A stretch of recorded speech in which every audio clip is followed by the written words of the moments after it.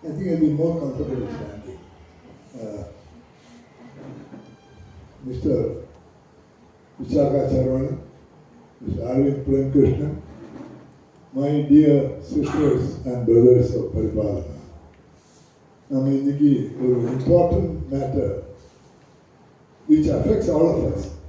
நம்ம ஸ்பெஷலிஸ்ட்லேருந்து அவங்கள்ட்ட கற்றுண்டு அவங்கள அட்வைஸ் கேட்கறதுக்காக வந்திருக்கோம். ஆல் ஆஃப் அஸ் எப்போது ஒரு தடவை இந்த மாதிரி இது ஃபேஸ் பண்ணியிருப்போம். மேபி ஃபார்ச்சுனேட்லி விக்டிம்ஸாக இருக்க மாட்டோம். ஆனால் நம்ம இது டெய்லி ஏதோ நடந்துட்டுருக்கு. நம்ம எல்லாம் தெரியும் நினைச்சிருக்கும் போது அதோட ஒருபடி மேலே போகிறாங்க கிரிமினல்ஸ். அதனால் we have to be up to date about these matters. அதில் ஒரு ஃபியூ டேஸ் பேக் நம்ம resident manager mister Saravanan and I went to the commissioner's office, met the deputy commissioner. She was and we explained to her about our Paripalana and that we are all very senior and very senior citizens and easy prey for cyber criminals. So she very graciously agreed to depute an officer who is day in and day out working on these cyber crimes. Criminals எப்படி பிடிக்கிறது, எப்படி அவளை tackle பண்ணுறது, என்னெல்லாம் அவளோட methods இருக்குது, அப் to date அவங்களோட knowledge இருக்குது. they are the people who are protecting us. So she was very kind to say, I agree, and depute somebody. And then we are fortunate to have with us Mr. Vishaka Saravanan, aside from the cyber cell of Coimbatore Police. I request Mr. Saravanan, our resident manager, to honor the guest. Along with Mr. Vishaka Saravanan, we have Mr. Arvind Premkrishnan, who is a director in the Diligent Corporation based in Canada. His job is very interesting. His job is to ensure success of all the customers. He is in charge of that customer success. He is a certified cyber specialist, and we request Mr. Saravanan to honor Mr. Arvind Premkrishnan.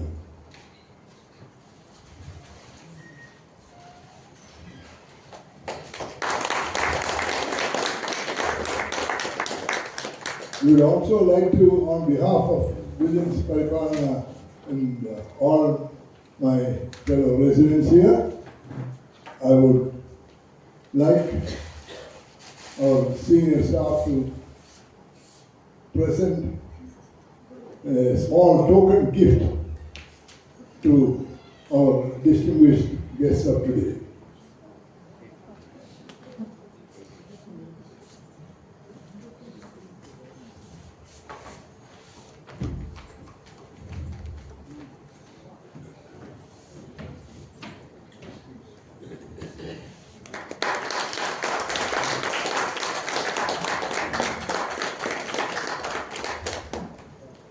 Now, my dear fellow residents, without wasting your time, I request first Mr. Arvind Premkrishnan to say a few words before Mr. Vishaka Saravanan, our chief guest, takes over and gives us his expertise. Mr. Premkrishnan, please. Do you like to go to the podium? Yeah, I don't mind. Very good. Sure. I'll be. Most respected people of Paripalana and my good friend Mr.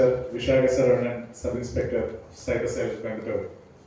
And I have no words to thank Mr. Moni. I fondly call him as Moni Mama, as most of us here do. First of all, my sincere apologies, because this event should have happened a couple of months earlier and the delay is from my side. I was extremely preoccupied with several things, and I told him, please go ahead without me, but he insisted, no, Arvind, you have to come. And I was really touched by his kind gesture. I said, okay, somehow I'll make it. And he kept interacting with me for the time. And finally, this was the day that was mutually beneficial to all of us. Okay, fine. I'll switch to Tamil. Tamil is எல்லாருமே comfortable இல்லையா? Is there anybody who cannot understand Tamil? Okay, you can understand. Sir, I'll mix Tamil and English a little bit so that எல்லாருக்கும் புரியுற மாதிரி இருக்கணும்னு கொஞ்சம் connect ஆகணும்னா தமிழ்ல பேசலாம். Right. Off late நம்ம வந்து cyber crime இந்த வார்த்தை it's creating a lot of panic. யாரை பார்த்தாலும் cyber crime. Everybody is hearing these things, right? I'll give you some instances. Definitely இங்க இருக்கிற நிறைய பேர் இதுல வந்து either you would have experienced or உங்களுக்கு தெரிஞ்சவங்க யாராவது எக்ஸ்பீரியன்ஸ் பண்ணிருக்கலாம். ஃபர்ஸ்ட் திங், உங்களோட சர்க்கிள்ல இருந்து யாராவது WhatsApp message, I need 15,000 rupees immediately, can you transfer? வந்திருக்கு. ரெண்டாவது, this is a call from police. உங்க மாதிரி நீங்க வந்து ஒரு parcel அனுப்பிச்சிருக்கீங்க from Mumbai to Kuala Lumpur or Thailand or Bangkok. அதுல வந்து objectionable items, narcotics, drugs எல்லாம் இருக்கு. We have seized it. அப்படின்னு சொல்லி யாருக்காவது கால் வந்திருக்காங்க. ரெண்டுமே உங்களுக்கு ஸ்பெஷல். ஓகே. இயர்லி 5,000 இன்வெஸ்ட் பண்ணுங்க, 5 இயர்ஸ்ல 5 crores பார்க்கலாம். இந்த மாதிரி வந்திருக்கு. ஓகே. உங்களோட telephone number has been blocked because of misuse. This is a message from TRAI. இந்த மாதிரி மிஸ்யூஸ் பண்றதுனால we have blocked your phone. இந்த லிங்கை கிளிக் பண்ணி உங்களோட டீடைல்ஸ் அப்லோட் பண்ணுங்க, only then we will release it. இந்த மாதிரி அர்த்தம் வந்திருக்கா? எக்ஸலென்ட். ஓகே. என்ன பண்ணீங்க? What did you all do, sir? Very good. I ignore and block it. Okay. When I got a call, I said, hey, hold on, I'm tracking this number. Which I'm number? tracking this number. Fine. Okay. அந்த courier scam வந்தப்போ madam நீங்க என்ன பண்ணீங்க? நல்லா மாட்டிக்கிட்டேன் sir. சொல்லுங்க. What did you do? I paid 1 lakh rupees. More than இப்ப பண்ணலைன்னா அவனுக்கு ஜெயில் தான். அப்படின்னு 45 days you will be in the Bombay jail. யாரும் இல்ல. I am a single person with my 97-year-old daddy. Okay. So it was a terrible experience ன்னு சொல்லக்கூடாது. அடி முதல்ல போன்லயே வாங்கிட்டேன். It happened in November 20th of November 2024. 24. அதெல்லாம் சைபர் கிரைம்ல சொல்லி போட்டு அப்புறம் தான் நான் பணம் கொடுத்து மாட்டின 3 times I paid them by installment. 3 lakh கொடு, 2 lakh கொடு, 5 lakh கொடு, அப்படி இப்படி 12,50,000 கொடுத்தாச்சு. அப்புறம் மறுபடியும் நீ ஒன்றும் சரி பண்ணல, நீ வந்து அக்கௌண்ட்ல எவ்வளோ இருக்கு அவ்வளோ இருக்கு, யூ ஹேவ் டு கிவ் அப்படின்லாம் சொல்லி ஒரே. அப்போ luckily my younger brother came from abroad and he said சும்மா இரு, அதான் போனேன்னா கொண்டு முடியாதுன்னா அவன் என்ன மிரட்டி immediately we gave a cyber crime. எனக்கு தெரியல, but he helped me in filing a complaint.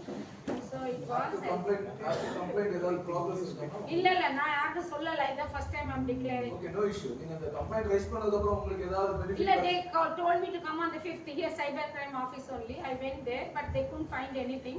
They told me to come after 10 days like that. So maybe I'll be going around 25th of this. Meeting முடிஞ்ச உடனே என்ன பாரு. Sure sir, thank you. Actually, I think it is a very perfect timing for us to have this program, right? Okay. Okay. இப்போ இந்த மாதிரி ஒரு incident நடக்குது and either we or our acquaintance becomes a victim. என்னென்ன steps எடுக்கலாம்? What should we do? Somebody said we will disconnect the call. Somebody has become a victim. Somebody gets panicked. But we don't know exactly நமக்கு என்ன பண்ணணும். What is it that we need to do? ஏன்னா today it is a courier scam or it is a scam like telephone exchange lenu vara mari. Tomorrow it could be something else because technology is evolving.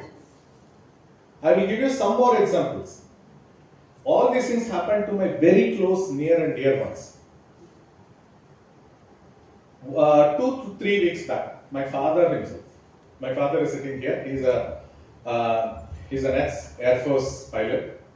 And today when I spoke about this, he volunteered to come and attend this. He was ordering some grocery like turmeric order பண்றதுக்கு just dial he was searching.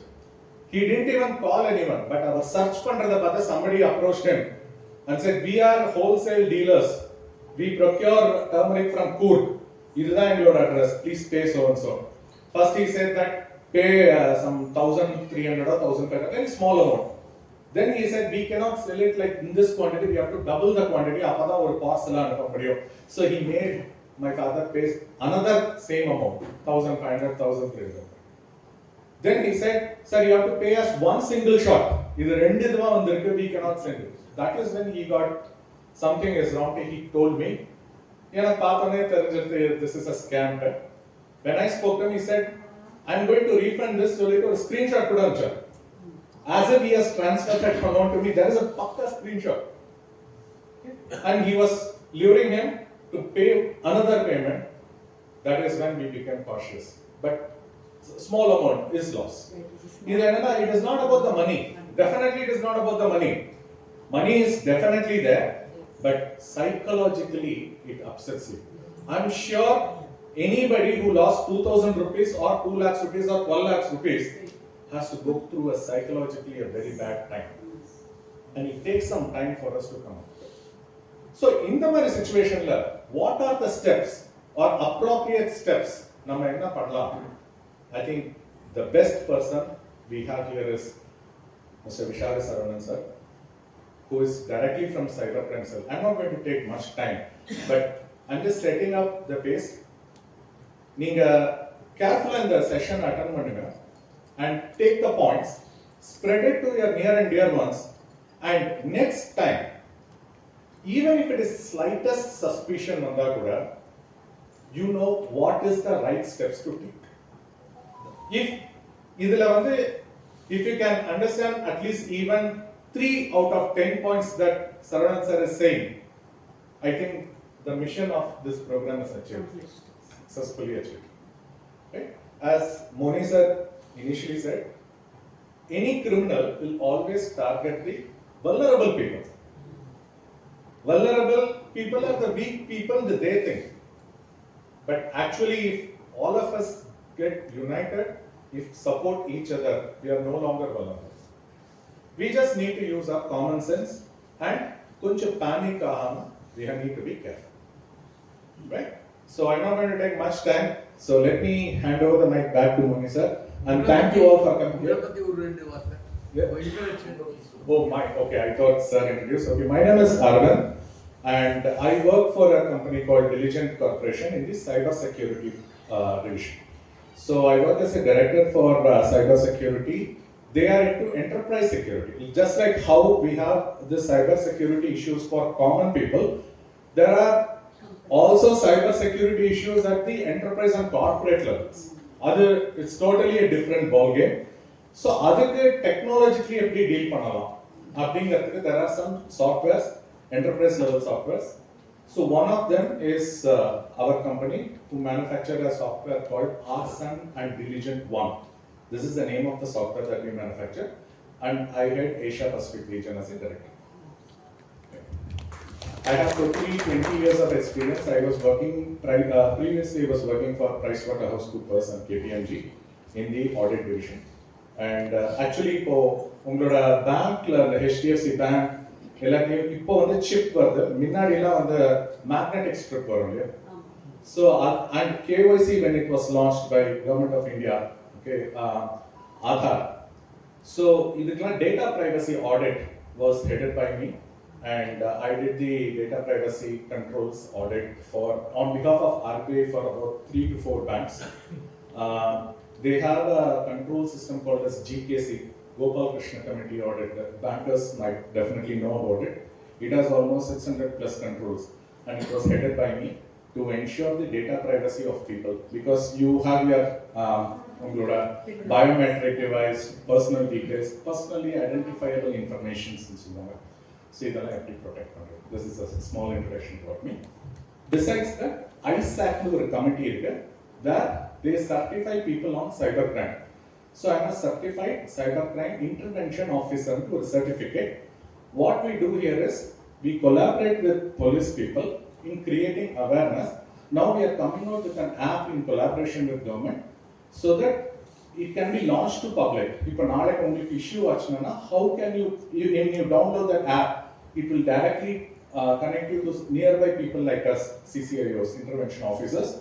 We have good collaboration. We will also assist you what steps need to be taken. You do not be able. This is purely a service. Great. Thank you. Thank you, sir. It was very interesting. And as an opener, before we listen to the police specialist who deals every day with criminals, today is not, fortunately, is not dealing with criminals, he's dealing with us. No, before I hand over the mic to him, with your permission, I would like to share a small experience I had a few days back. I had a message on my mobile telephone in connection with the recent US presidential election. We are conducting a survey. If you are a supporter of Democrats, press 1. If you are a supporter of Republicans, press 2. Very interesting. Abdul Khalid அமாவாசைக்கு என்ன சம்பந்தம் இல்லை, ராமலிங்கத்திനും ரம்ஜானுக்கு என்ன சம்பந்தம் கிடையாது. எனக்கும் US election ஒரு சம்பந்தம் இல்லை. ஒரு விஷயம் தோணுது, maybe they selected some people who may be interested in international politics, etc. ஒரு நிமிஷம் நான் கொஞ்சம் I felt very nice. Then ஒரு வாய்ஸ் கேட்டு பின்னால் வந்து பண்ணாதே. இப்போ தானே கொஞ்ச நாள் பின்னால் மிஸ்டர் விஷாகா சரவணன் பேஸ் 1ல் ரொம்ப அழகா ரொம்ப தெளிவா நம்ம எல்லாம் சொன்னார், ஏது பண்ணக்கூடாது ஏது பண்ணலாம் சொன்னார். அதெல்லாம் மறந்துட்டியா? பண்ணாத, விட்டுடு, டிலீட் பண்ணி ஒன்று எடுக்காத. அவரோட பேரை சொல்லி I escaped. So I attended the seminar organized by my friend Venkata Krishnan in phase 1, where I had the good fortune of listening to Mr. Vishaka Saravanan. அவரை பற்றி நீங்கள் தெரிஞ்சுக்கல, எப்படி அவர் பேசும்போது உங்களுக்கு தெரியும். அதனால் நான் ஒரே ஒன்று மட்டும் சொல்லேன்னா, எவ்வளவோ டாக்ஸ் நான் கேட்டிருக்கேன். Unfortunately for the audience, I have also given many talks. But இவரை மாதிரி கம்யூனிகேஷன் ஸ்கில்ஸ் ரொம்ப few people have. எங்கே எல்லாமும் கேட்டிருக்கேன்னா, as a communicator par excellence. யாராவது ஒரு டாக் கொடுக்கும்போது கொடுக்குற ஆளுக்கு தெரியும் நமக்கு என்ன பேசுகிறோங்கிறது ஃபுல்லாக தெரியும். ஆனால் கேட்குறவங்களுக்கு புரியுறதா, அதனால் ஏதாவது benefit வருதாங்கிறது, that is where the difference between a good communicator and an average communicator comes. So here I want to once again welcome our friend Vishaka Saravanan. சின்ன குழந்தையா இருக்கும்போது ஏதாவது தப்பு பண்ண போலீஸுக்கு போயிருந்தோம், போலீஸ் பயம். இப்போ போலீஸ் எல்லாம் நம்ம ஃப்ரெண்ட்ஸுக்கு தெரியும். அது especially somebody like Vishaka Saravanan. So once again on behalf of all of you, I welcome once again Mr. Vishaka Saravanan. Sir, please take over and let us have the benefit of your.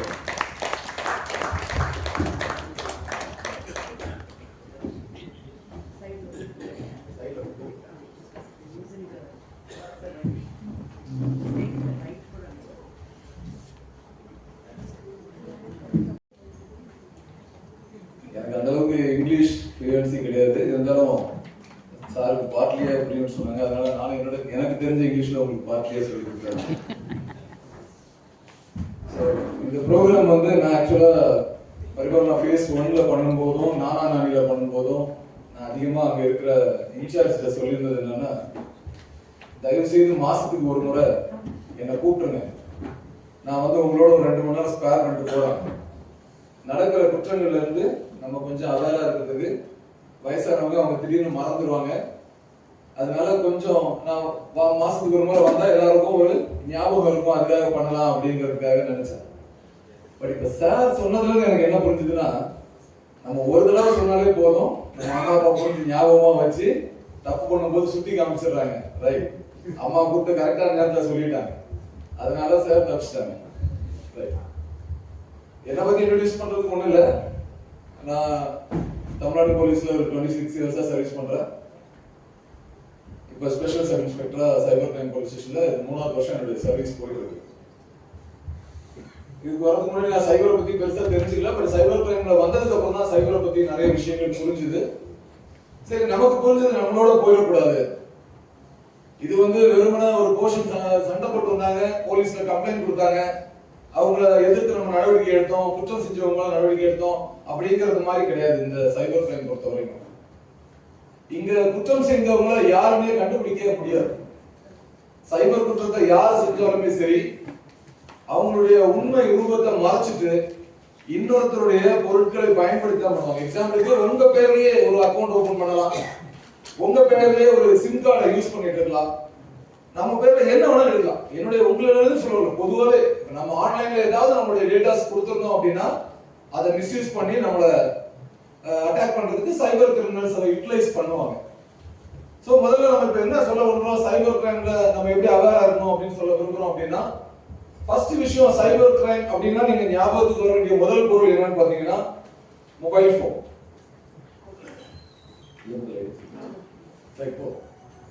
நீங்க தெரிஞ்சுக்க வேண்டிய first விஷயம்,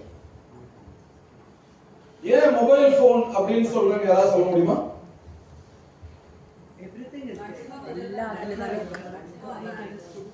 முன்னொரு காலத்துல பாக்கெட்ல பணத்தை வச்சுட்டு போனா வழிப்பறி பண்ணிடுவாங்க, கழுத்துல நகையை போட்டு போனா மிரட்டி கத்தியை காமிச்சு பணத்தை பிடிக்கிட்டு போயிடுவாங்க அப்படிலாம் சொல்லுவாங்க. அந்த பீரியட்ல வீட்டுல அந்த ரிங் போன் இருந்தாலே அவர் பெரிய பணக்காரர் அப்படின்னு சொல்லுவோம். ஆனா அந்த காலத்துல யாருமே நினைக்கல இப்படி ஒரு டெக்னாலஜி வளரும், உட்கார்ந்த இடத்துல உட்கார்ந்து உலகத்தில் உள்ள எல்லாத்தையும் பார்க்கக்கூடிய அளவுக்கு நம்ம சோம்பேறியா மாறுவோம் அப்படின்னு யாரும் நினைக்கல. முன்னாடி ஒரு பேங்குக்கு போகணும்னா இங்க இருந்து நடந்து பேங்குக்கு போவோம், நம்ம சேஃபா பணம் எடுப்போம், வந்து சேருவோம், வழியில தான் நம்ம பயத்தை சந்திப்போம். ஆனா இன்னைக்கு நீங்க எங்கேயுமே போக வேண்டாம், இங்கே உட்கார்ந்துட்டு நீங்களே ஆன்லைன்ல போய் என்ன வேணாலும் தேடலாம், என்ன வேணாலும் செய்யலாம். பட் இததான் கிரிமினல்ஸ் பயன்படுத்திக்க முயற்சி பண்றாங்க. நீங்க எந்த அளவுக்கு செயல்பாட்டுல குறைவீங்களோ, வேலை செய்யறதுக்கு தயங்குறீங்களோ, உங்களுடைய தேவையை ஈஸியா பூர்த்தி செய்யணும்னு நீங்க நினைக்கிறீங்களோ, அங்க உங்களை வந்து அவங்க ரீச் பண்ணக்கூடிய இடம் இன்டர்நெட். முன்னாடி வீட்டுல சிஸ்டம் இருந்து ஒரு பிராட்பேண்ட் கனெக்ஷன் வச்சிருந்தா தான் நெட் இருக்கும். ஒரு பட்டன் போன் வச்சிருப்போம், நிறைய பேருக்கு தெரிஞ்சிருக்கும்னு நினைக்கிறேன். வாக்கி டாக்கி மாதிரி இவ்வளவு குண்டா ஒரு செட்டு கையில வச்சிருப்போம், பட்டன் நோக்கியால. அதுல நெட் கனெக்ஷன் கிடையாது, ஒண்ணும் கிடையாது. அப்ப அந்த போனை பாக்கெட்ல வச்சிருந்தாலே பெரிய ரிச்சா ஃபீல் பண்ணுவாங்க, நான் மொபைல் போன் வச்சிருக்கேன் அப்படின்னு. இன்னைக்கு எல்லாருமே 2 ஸ்மார்ட் போன் வச்சிருக்காங்க. 2 ஸ்மார்ட் போனுமே நெட் கனெக்டிவிட்டியோட இருக்காங்க. எப்ப நெட் கனெக்டிவிட்டி கிடைச்சதோ, எப்ப நெட் கனெக்டிவிட்டி நம்ம போனை நம்ம ரெடி பண்ணி வச்சுட்டோமோ, அப்பவே கிரிமினல்ஸ் ப்ரிப்பேர் ஆயிடுவாங்க, நம்ம உங்களை அட்டாக் பண்றதுக்கு தகுதியான ஆள் அப்படின்னு சொல்லி. சோ உங்களை தான் டார்கெட் பண்ணணும், என்னதான் டார்கெட் பண்ணணும் கிடையாது. எனி ஒன் போன் நம்பர், ஒரு 10 நம்பர் டயல் பண்ணோம்னா யாரோ ஒரு பர்சன் இருப்பாங்க. யாரா வேணாலும் இருக்கலாம், அவன் பாவப்பட்டவனா இருக்கலாம், வசதி இல்லாதவனா இருக்கலாம், எப்படி வேணாலும் இருக்கலாம். ஆனால் கண்டிப்பா அவங்ககிட்ட இருந்து அவனுடைய டேட்டாஸை திருட முடியும் அப்படிங்கிற நம்பிக்கை கிரிமினல்ஸ்க்கு இருக்கு. சோ அவங்க அப்ரோச் பண்ற முதல் விஷயம் ஒரு மொபைல் நம்பர். அந்த மொபைல் நம்பர்ல உங்களுக்கு ஒரு நார்மல் மெசேஜ், இல்லைன்னா ஒரு லிங்கோட உள்ள ஒரு மெசேஜ், இல்ல ஒரு ஆடியோ கால், இல்ல ஒரு வீடியோ கால், இல்ல ஒரு இன்டர்நெட் கால், எது வேணாலும் பண்ணலாம், அவங்களை அப்ரோச் பண்ண முடியும். நம்மளும் அது என்ன பண்ணுவோம், ஓகே வந்து அட்டெண்ட் பண்ணி தானே ஆகணும், அட்டெண்ட் பண்ணலன்னா நம்ம ஜெயில போட்டுருவாங்க அப்படின்னு பயப்படுறோம் இல்லையா? இதுல எத்தனை பேர் நீங்க உங்களுக்கு வரக்கூடிய வாட்ஸ்அப் மெசேஜ் ஒண்ணு கூட விடாம படிப்பேன்னு சொல்றாங்க? எத்தனை பேர்? ஏன் அதுல ஒரு குற்றவாளி உங்களுக்கு உங்க போனை ஹேக் பண்ணக்கூடிய ஒரு மெசேஜ் அனுப்பிச்சு நீங்க ஓபன் பண்ணா உங்க போன் ஹேக் ஆகும் அப்படின்னு நீங்க ஏன் நினைக்கிறது இல்ல? We do definitely. I'm aware of that. I don't open. இல்ல நான் சொல்றேன் உங்களுக்கு. இப்ப நிறைய பேர் கை தூக்குனீங்க, நான் எனக்கு ஓபன் பண்ணி பார்க்க ஆர்வம் இருக்குன்னு சொல்றீங்க. நமக்கு தெரிஞ்சவங்க அனுப்புற மெசேஜையே நம்ம வந்து நம்ப கூடாதுன்னு சொல்றோம். ஏன்னா அவங்க அதனோட உண்மைத்தன்மை தெரியாம கூட ஒருத்தர் இன்னொருத்தருக்கு ஷேர் பண்ணலாம். அப்படி இருக்கும் பட்சத்துல ஒரு அன்னோன் நம்பர்ல இருந்து வரக்கூடிய விஷயத்தை நம்ம எதுக்காக வேண்டி என்கரேஜ் பண்ணணும்? சோ அதை செய்யக்கூடாது. முதல் விஷயம் நம்ம அதை செய்யக்கூடாது. இப்போ உள்ள ரீசன்ட் டெக்னாலஜியை பயன்படுத்தி இப்ப ஏர்டெல் மாதிரி நிறுவனங்கள் என்ன பண்றாங்க அப்படின்னா, அந்த நம்பரை நீங்க ஒரு ஸ்பாம் நம்பரா சப்போஸ் திங்க் பண்ணி உங்களுக்கு வந்து கால்ல சம்மோட் ஏதாவது ரிட்டர்னிங் இருக்குன்னு நீங்க ஃபீல் பண்ணா, you can make the number spam. அத நீங்க ஒரு தடவை ஸ்பாம் பண்ணிட்டீங்க அப்படினாலே அந்த கால்ஸ் யாருக்கு போனாலும் சரி இட்ஸ் a spam நம்பரா போகும். அது ஒரு நல்ல டெக்னாலஜி இப்போ நம்ம டெவலப் பண்ணிருக்கோம். அதுல சார் ஒரே ஒரு செகண்ட், அது வரும்போது 5G ஸ்கேம் செல்ல சஸ்பெக்டட் ஸ்கேம் நீங்க ஒரு வாட்டி நீங்க ரெஜிஸ்டர் பண்ணிட்டீங்கன்னா அது ஆட்டோமேட்டிக்கா நெட்வொர்க்லயே ரெஜிஸ்டர் ஆயிடும். It is a spam number. ஆனா என்னன்னா இப்போ நம்ம நிறைய பேர் என்ன பண்றோம்னா அந்த நம்பர்லாம் நம்ம பண்றது இல்ல. சார் நான் அனாதை ஆசிரமத்துல இருந்து பேசுறேன், இங்க 4 குழந்தைங்களுக்கு சாப்பாட்டுக்கு வழி இல்ல, சோறு கொடுங்கன்னா அதை ஸ்பாம் பண்ணிடுறோம். ஓடிபி கேக்குற டூப்ளிகேட் மேனேஜர் யாரும் ஸ்பாம்னு பிளாக் பண்றது இல்ல. நம்ம எதை பிளாக் பண்ணணும் அப்படிங்கறத நமக்கு தெரிஞ்சுக்கணும். ஷேரிட்டி எங்க நமக்கு யூஸ் ஆகும் அப்படிங்கறத நமக்கு தெரிஞ்சுக்கணும். சோ உண்மையிலே ஒரு ஃப்ராட் நம்பர்னு ஃபீல் பண்ணினா அதை பிளாக் பண்ணுங்க. பட் நம்ம சொல்ல வந்த விஷயம் அதுக்கு அடுத்த ஸ்டேஜ் என்ன போலாம்னு சொல்றேன். ஏன் கிரிமினல்ஸ் நம்மள போன்ல மட்டும் டார்கெட் பண்றாங்க? நம்ம போன்ல அப்படி என்ன இருக்கு? மொத்தத்துல நம்ம பிளைனா சொல்லணும்னா டேட்டா அப்படிங்கிற வேர்ட்ல சொல்றோம். Data is in various conditions. உங்களுடைய கான்டாக்ட் லிஸ்டா இருக்கலாம், உங்களுடைய மொபைல் கேலரியா இருக்கலாம், உங்களுடைய மொபைல் பேங்கிங் இன்டர்நெட் பேங்கிங்கோட பாஸ்வேர்ட்ஸ் அண்ட் கிரெடென்ஷியல்ஸ் இருக்கலாம், உங்களுடைய ஜிமெயில் கிரெடென்ஷியல்ஸ் இருக்கலாம். உங்களுடைய மொத்த வாழ்க்கையுமே அதுல தான் உள்ள கொண்டு வச்சிருப்பீங்க. யாருமே நம்ம பர்ஸ் வைக்கிற பழக்கம் இப்ப கிடையாது. எங்க நம்ம ஏடிஎம் கார்டை கையில எடுத்து போனா தொலைஞ்சிருமோன்னு சொல்லி அந்த கார்டை யூஸ் பண்ற ஆப்பை கூட டவுன்லோட் பண்ணி அந்த ஆப்ல உங்க கார்டை ஆட் பண்ணி வச்சிருக்கீங்க. எங்கேயாவது போனா போன் எடுத்து டேப் டு பேன்றீங்க. சோ இது எல்லாமே டேட்டாஸ். இததான் கிரிமினல் நம்மகிட்ட இருந்து எடுக்கணும்னு நினைக்கிறாங்க. அப்படிப்பட்டவங்க நம்மளை எப்படி ரீச் பண்ணுவாங்க? ஒரு விஷயத்தை நீங்க தேடுவீங்க, அந்த விஷயத்தை சம்பந்தப்பட்டதாவே உங்கள்ட்ட பேசுவாங்க. அரவிந்த் சார் பேசும்போது சொன்னார், மஞ்சள் வாங்குறதுக்காக அப்பா வந்து ஒரு நம்பரை தேடுறாங்க ஜஸ்ட் டயல்ல. ஜஸ்ட் டயல்ல தேடி நம்பர் எடுக்கிறதுக்கு முன்னாடியே நான் தான் மஞ்சள் வியாபாரின்னு ஒருத்தர் பேசுறான். அப்ப எப்படி அவனுக்கு இன்டிமேட் ஆகுது? இதுதான் பிசினஸ். நீங்க எதெல்லாம் ஆன்லைன்ல தேடுறீங்களோ, என் பேர குழந்தைக்கு ஒரு நல்ல கார் வாங்கணும், சின்ன குட்டி கார் அழகா வாங்கணும் தேடுறீங்களா, இதுவும் கிரிமினலுக்கு நோட்டிபிகேஷன் போகும்.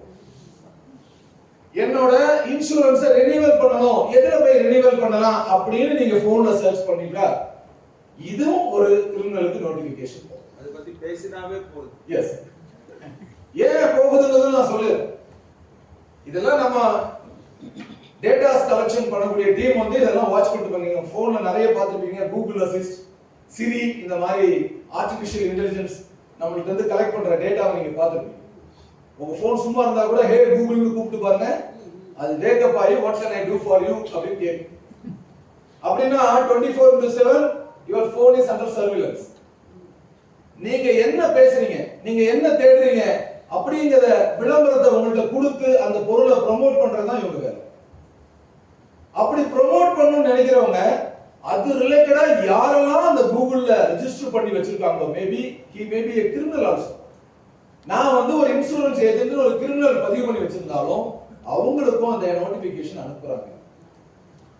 சோ உண்மையான கம்பெனிக்காக நம்மள அணுகிறதுக்கு முன்னாடியே இந்த மாதிரி கிரிமினல்ஸ் நம்மள்ட்ட அணுகி நம்ம டேட்டாஸை கலெக்ஷன் பண்ணி நம்ம கிட்ட இருந்து எல்லாத்தையும் என்னென்ன எடுக்க முடியுமோ எடுத்துறாங்க.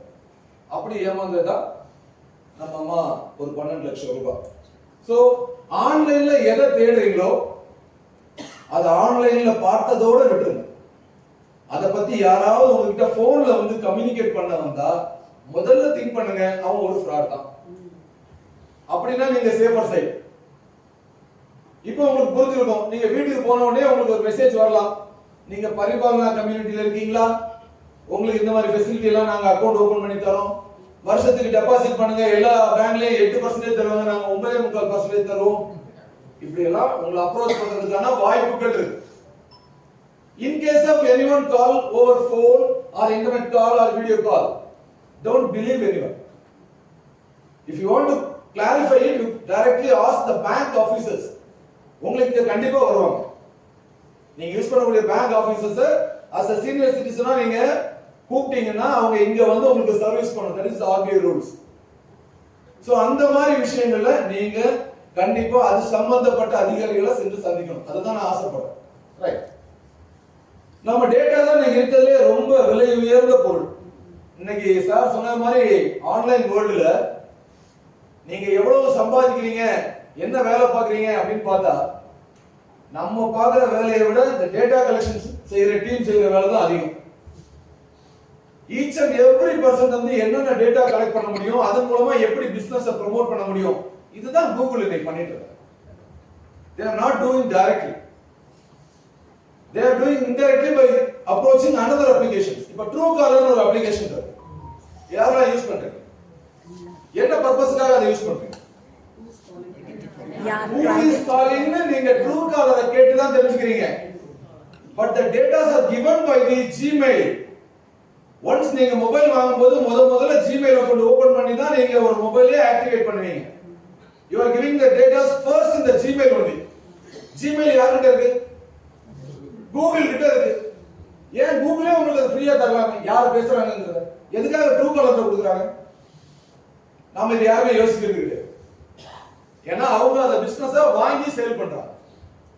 சோ அவங்க என்னென்ன வாங்குறாங்கன்னு உங்களுக்கு தெரியாது. நீங்க வெறுமனே பேரை மட்டும் தான் தெரிஞ்சுக்கிறேன்னு நினைக்கிறீங்க. என்னுடைய பேர் அடிச்சு பாருங்க, என் வீட்டு அட்ரஸோட இருக்கும். ஏன்னா நான் தெரியாம அப்டேட் பண்ணிட்டேன் ஒரு தடவை. என்ன போலீஸ் கோட்டர்ஸ் இருக்கிறதுனால யாரையும் நான் அதிகமாக அணுகுறது இல்லை. உங்களை மாதிரி ஆட்கள் இருந்தா என்ன பண்ணுவாங்க, உங்களோட விஷயத்த சொல்லும்போது எஸ் சார் நீங்க பரிபாலனா தங்கி இருக்கீங்கன்னு நீங்க சொன்ன உடனே நம்பிடுவீங்க. நம்மளை பத்தி எல்லா டேட்டா வச்சிருக்காரு அப்படின்னு நினைச்சுக்கீங்க. சோ நம்ம டேட்டா தான் இன்னைக்கு பெரிய விஷயம். நிறைய பேர் அதை திருடி எடுத்து அதை வச்சுதான் இன்னைக்கு சம்பாதிக்க முயற்சி பண்றாங்க. அதனாலதான் டேட்டா இன்னைக்கு மற்ற பொருளை விட ஒர்த்தியான பொருள்னு சொல்றோம். இந்த சைபர்ல நாம ரெண்டு விஷயமா பிரிக்கிறோம். சைபர்ல நடக்கிற குற்றங்களை ஃபினான்ஷியல் ஃப்ராட்ஸ் அண்ட் நான் ஃபினான்ஷியல் ஃப்ராட்ஸ் அப்படி ரெண்டா பிரிக்கிறோம்.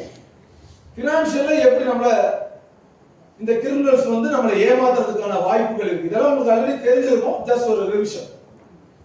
எல்லாருமே மேக்ஸிமம் ஒர்க் பண்ணி ஒரு பென்ஷன் வாங்குற இல்லைன்னா ஓரளவுக்கு செட்டில்ட் ஆன ஃபேமிலியா இருப்பீங்க. நம்ம கிட்ட ஒரு மினிமம் எப்படியும் ஒரு பேங்க் பேலன்ஸ் ஒரு ரிட்டர்ன் திரும்ப வர மாட்டேன். இந்த வயசுலயும் அதை டபுள் ஆகணும் ட்ரிபிள் ஆகணுங்கிற ஆர்வத்தோட நிறைய பேர் இளைஞர்களா இருக்கீங்க. அந்த எண்ணத்தை தயவு செய்து அப்படியே மறந்துடுங்க. உங்ககிட்ட நீங்க பேங்க்ல வச்சிருக்கிறது சேஃபான விஷயம், பிக்சர்ல வச்சிருக்கிறது சேஃபான விஷயம். ஆனா அதை கொண்டு போய் எங்கேயாவது இன்வெஸ்ட்மெண்ட் பண்ணா நமக்கு பெரிய அமௌண்ட் கிடைக்கும்னு நம்பி தயவு செய்து இன்வெஸ்ட்மெண்ட் பண்ணாதீங்க. அதுலயும் குறிப்பிட்டு ஆன்லைன்ல சொல்லக்கூடிய ஏதோ ஒரு வெப்சைட்லயோ ஏதோ ஒரு அப்ளிகேஷனையோ யூஸ் பண்ணி இன்வெஸ்ட் பண்ணாதீங்க. ரீசெண்ட் டேஸா மைவி3 ஒரு ஆப் ரொம்ப ஃபேமஸா கோயம்புத்தூர்ல பேசப்பட்டுச்சு. கடைசி அவரால் அதை நடத்த முடியல, பணத்தை கொடுத்தவங்க ஏமாந்துட்டாங்க அப்படின்னு சொல்லி அவரை அரெஸ்ட் பண்ணிட்டாங்க. சோ மைவி3 நான் குறிப்பிட்டு சொல்லல. மைவி3 is a very favorable name. உங்களுக்கு எல்லாருக்கும் தெரியும். அதனால சொல்றேன். இத போல பல பேர்ல நம்மள அணுகி இந்த மாதிரி நீங்க இன்வெஸ்ட் பண்ணீங்கன்னா நீங்க வீட்ல உட்கார்ந்தே வேலை பார்க்கலாம். சும்மா 2 டாஸ்க் மாதிரி செஞ்சா போதும், நமக்கு வருமானம் வரும். யூடியூப்ல வீடியோ பாருங்க, காசு கிடைக்கும். போகாத ஹோட்டலுக்கு ரிவ்யூஸ் கொடுங்க, காசு கிடைக்கும். இப்படி எல்லாம் சொல்லி நம்மளை ஏமாத்துறோம். நீங்க எல்லாருமே ஓரளவுக்கு அனுபவப்பட்டவங்க தான். ஆனாலும் சம்பாதிக்கலாம்ங்கிற எண்ணம் வந்துச்சுன்னா அங்க நம்ம சிக்கல்ல மாட்டிக்குவோங்கிறது உங்களுக்கு ஞாபகம் இருக்கு. நிறைய பேர் இப்படிதான் போய் மாட்டிக்கிறாங்க. அதனால ஆன்லைன் மூலமா உங்களை ஒரு வேலை செஞ்சா வருமானம் தருதேன்னு ஒருத்தர் சொல்றாருன்னா இட் இஸ் a ப்ராடக்ட் அப்படிங்கறத எப்பவுமே மனசுல வச்சுக்கோ. Second thing, crypto currency. இதுல யாராவது இன்வெஸ்ட் பண்ணிருக்கீங்க சார் கிரிப்டோல? யாரும் இல்ல. Crypto currency. So crypto currency பத்தி உங்களுக்கு ஓரளவு தெரியும் நினைக்கிறேன் இல்லையா? உங்க குழந்தைங்க அப்ராட்ல இருப்பாங்க. ஒரு ஃபண்ட் உங்களுக்கு அனுப்பணும் அப்படின்னா நம்ம கவர்மெண்ட் வைஸா அனுப்புறதா இருந்தா வெஸ்டர்ன் யூனியன் மணி டிரான்ஸ்ஃபர் மூலமா பண்ணுவோம். ஒரு மினிமம் கமிஷன் கொடுத்து பண்ணுவோம். அந்த கமிஷனையும் நம்ம அம்மா அப்பாவுக்காக காப்பாத்தி கிரிப்டோவா மாத்தி அனுப்பி அந்த மொத்த தொகையை அம்மா அப்பாவுக்கு கொடுக்கலாம் அப்படின்னு நினைச்சு சில பிள்ளைங்க செய்யற தப்புனாலதான் கிரிப்டோ கரன்சியோட அந்த உண்மைத்தன்மை மாறிடுது. அது எப்படிங்கிறது ஒரு சின்ன எடுத்துக்காட்டு சொல்லு. எந்த நாட்டு கரன்சியுமே நீங்க கிரிப்டோல போய் இன்வெஸ்ட் பண்ணலாம். அந்த கிரிப்டோ கரன்சி நீங்க எந்த நாட்டுக்கு கொண்டு போய் அந்த நாட்டுடைய கரன்சியாவும் நீங்க கன்வர்ஷன் பண்ணிக்கலாம். இததான் கிரிமினல்ஸ் கையில எடுத்துக்கிறாங்க. Is it legal in India now? No sir, it's not legal in India. So far the government has not advised this is illegal. But they are getting the TDS. நீங்க payment பண்ணீங்கன்னா அதுக்கான வட்டி வரி கட்டினீங்கன்னா they accept it. Crypto income 30% charge பண்றாங்க. Sir அதான் சொல்றேன். இன்னும் கவர்மெண்ட் வந்து லீகலா அறிவிக்கல. ஆனா நீங்க டிடிஎஸ் பே பண்ணா வாங்கிக்கலாம். அதான் சொல்றேன், நம்மளுடைய கவர்மெண்ட் அப்படிதான் இருக்கு. அதுக்காக நான் கவர்மெண்ட்ட குறை சொல்லல. பட் அதுல இருக்கிற உண்மை தன்மையை விட பொய் தன்மை அதிகம். எக்ஸாம்பிள் இந்த வீட்ல உட்கார்ந்து வேலை பார்த்தா நிறைய சம்பாதிக்கலாம் அப்படிங்கிறவங்கள கிரிப்டோல இன்வெஸ்ட்மென்ட் பண்ண சொல்லி தான் நிறைய பேர் அப்ரோச் பண்றாங்க. சார் ஒரே ஒரு செகண்ட் இந்த ஃபேஸ்புக்ல வருது Narayana Murthy, Arnab Goswami 21,000 invest they become 1 weekல எவ்வளவு பண்ணாங்க டோட்டல் சார் ரீசன்ட் டேஸ்ல நீங்க நிறைய விளம்பரங்கள் பார்த்திருப்பீங்க அந்த மாதிரி வந்தது. நான் அதையும் எடுத்துக்காட்டா இன்னொன்னு சொல்றேன். ஒரு 80 வயது தாத்தா ஒருத்தர் வாலிபால் விளையாடுறது மாதிரி ஒரு ஏஐ வீடியோ யாராவது பாத்தீங்களா? பார்த்துக்க வாய்ப்பு இல்லை. கூகுள்ல புதுசா ஒரு ஏஐ டெக்னாலஜி வீடியோ கிரியேட் பண்றதுக்கான ஒரு ஆப் ரெடி பண்ணாங்கன்னு சொல்லி அதை அறிமுகப்படுத்துற அன்னைக்கு இந்த மாதிரி இப்ப அப்பா உட்கார்ந்து அப்பா மாதிரி ஒருத்தருடைய போட்டோவை எடுத்து அந்த ஸ்கிரீனுக்கு கொண்டு வருவாங்க. அங்க வந்து வாலிபால் விளையாடிட்டு இருப்பாங்க. இவர் இமிடியேட்டா அங்க ஒரு பர்சனா மாறி அவர் வாலிபால் விளையாடுவார். It is a technology of artificial intelligence. இத பயன்படுத்தி தான் நம்மள அப்ரோச் பண்றதுக்கான இந்த சார் சொன்ன இந்த விஷயங்கள் எல்லாம் வருது. முகேஷ் அம்பானி பேசுற நீங்க இன்வெஸ்ட் பண்ணுங்க. முகேஷ் அம்பானிக்கு தெரியுமான்னு தெரியல, அவர் இப்படி பேசினாரு. நம்ம யாரும் அதை நம்ம கேட்கறது இல்ல. நீங்க யார்கிட்ட போய் வெரிஃபை பண்ணுவீங்க? பாக்குற வீடியோ நிஜம்னு நம்புறீங்க? ஆர்பிஐ கவர்னரே ரீசன்ட்டா அவரோட பேர் தான் போட்டு வருது ஆர்பிஐ கவர்னர். நம்ம எல்லாத்தையும் நம்ப கூடாதுங்கிறது தான் என்னுடைய விஷயம். நான் சொல்ல வர்றது என்னன்னா, நாளைக்கு நானே இங்க ஒரு வீடியோல வந்து இதை பண்ணுங்கன்னு சொன்னா கூட நம்பாதீங்க. மேபி ஏஐ டெக்னாலஜி பயன்படுத்தி செஞ்சாலும் செய்யலாம். ஏன்னா நான் எல்லாத்துக்கும் எதிராக தான் பேசிட்டு இருக்கிறேன். என்னோட தப்பு செய்யறவங்க ஃபுல்லா எதுக்கும் போது என்னுடைய வாய்ஸோ என்னுடைய லாங்குவேஜோ எல்லாமே என்னுடைய போன்ல ரெக்கார்ட் ஆகும். எல்லாரும் உங்களுக்கு ரெக்கார்ட் பண்ணிருக்காங்க. ஆமா, எல்லா என்னுடைய மொபைல் போன் என்ன வாட்ச் பண்ணிட்டு தான் எப்ப இவன் சிக்குவான்னா வாட்ச் பண்ணுவாங்க. ஏஐ பத்தி ஒரு படம் வந்திருக்கு, யாராவது முடிஞ்சா பாருங்க. CTRL கண்ட்ரோல் அப்படின்னு ஒரு படம் நெட்ஃபிளிக்ஸ்ல இருக்கு. தயவு செய்து பாருங்க. என்ன பேரு? CTRL control. அந்த படத்தை பாத்தீங்கன்னா தெரியும் இன்னைக்கு ஏஐ டெக்னாலஜி எந்த அளவுக்கு டெவலப் ஆயிருக்கு அப்படின்னு. ஆமா, ரைட். இது நீங்க இப்ப நம்ம சாப்டர் மாதிரி போகுது. I have one doubt. Yes sir. ஏன்னா வந்து genuine investment max insurance. I have some good investment. எனக்கு ஒரு ஃபோன் வருது, சார் நான் மேக்ஸ் இன்சூரன்ஸ்ல இருந்து பேசுறோம். உங்க ஏஜென்ட் கமிஷன் 3 லட்சம் ரூபாய் is due for you. Max insurance தர மாட்டேங்கறாங்க. நான் வந்து இப்போ வந்து மேக்ஸ் இன்சூரன்ஸை விட்டுட்டு நான் வேற இன்சூரன்ஸ் எல்லாம் பண்றேன். உண்மையிலே உங்க 3 லட்சம் உங்களை அவங்க ஏமாத்துறாங்க சார். அது வந்து முதல்ல ஆக்சிஸ் பேங்கோட இருந்தது. இப்போ ஆக்சிஸ் பேங்க் வெளில போயிட்டாங்க. ஆக்சிஸ் பேங்க் மேனேஜர் சாப்பிட்டாரு. அவன் டேட் ஆஃப் பர்த் சொல்றான், ஆதார் கார்டு நம்பர் சொல்றான், என்னுடைய பேன் நம்பர் சொல்றான், அட்ரஸ் சொல்றான். அதுக்கப்புறம் சொல்றான் ஒரு ஃபார்ம் நான் ஃபில்அப் பண்றேன், இதெல்லாம் ஃபில்அப் பண்ணி அனுப்பு அப்படிங்கிறான். நான் சொல்றேன் நீ எல்லா டீட்டெயிலும் வச்சுட்டு இருக்கேன், டேட் ஆஃப் பர்த் சொல்றேன், ஆதார் கார்டு நம்பர் சொல்றேன், எல்லாம் சொல்றேன். அதுக்கப்புறம் எதுக்கிட்ட என்கிட்ட திருப்பி வாங்குறேன்? இல்லை சார் பேங்க் டீட்டெயில் மந்த்லி கொடுக்குறேன். எல்லாம் கேட்குது, நம்ம வாய்ஸ் தான் நல்லா இருக்கும். பேங்க் டீடைல் நல்லா மாசம் இன்ட்ரெஸ்ட் அமிச்சுன்னு இருக்கேடா, டிவிடெண்ட் அமிச்சுன்னு இருக்கே, அவங்ககிட்ட பேங்க் டீடைல் இருக்கே, நீ தானே என்கிட்ட சொன்ன என் பேங்க் அக்கௌண்டோட அப்படின்னு. ஆமாம் சார், அதெல்லாம் கரெக்ட் தான் சார். நீங்க ஒரு 3 lakhs இன்வெஸ்ட்மெண்ட் பண்ணுங்க சார், திருப்பி அது மேக்ஸ் இன்சூரன்ஸ்க்கே போகும் சார். இதுல திருப்பி நீ கொடுக்குற ஏஜென்ட் கமிஷன் திருப்பி மேக்ஸ் இன்சூரன்ஸ்ல போடுறது என்னடா ஆச்சு? ஒரு மெயில் அனுப்பு, டீடைலா மெயில் அனுப்ப மாட்டேன்.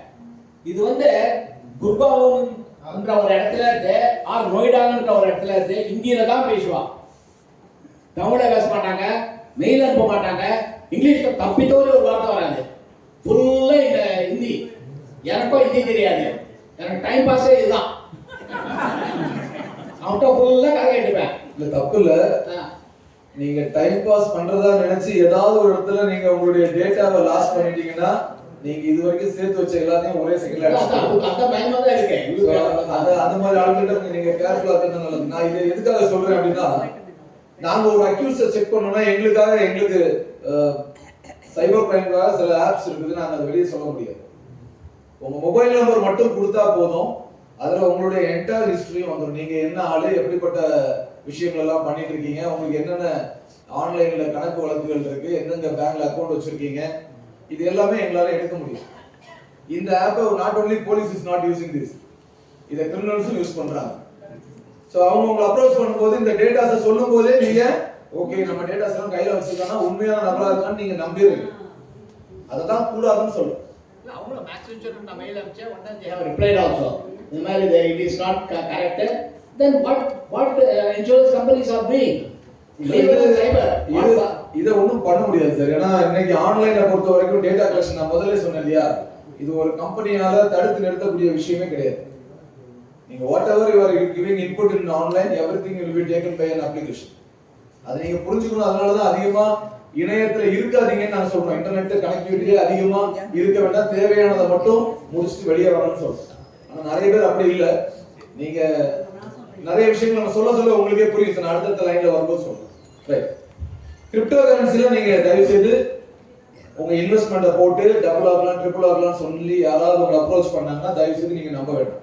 கிரிப்டோ கரன்சில மேக்ஸிமம் பண்ணக்கூடிய இந்த பிசினஸ்ங்கிறதே ஃப்ராட் ஆக்டிவிட்டி தான்.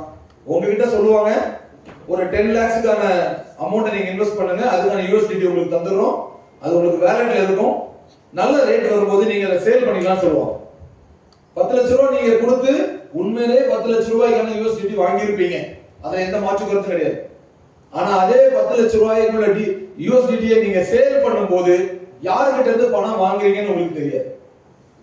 அப்ப அந்த கிரிமினல் என்ன பண்ணுவானா, நான் அந்த USDT உங்ககிட்ட இருந்து வாங்கிடுவேன், ஆனா இவர் அக்கௌண்ட்ல இருந்து பணத்தை 10 லட்ச ரூபாய் திரும்பி உங்களுக்கு அனுப்பிச்சு விட்டுருவேன்.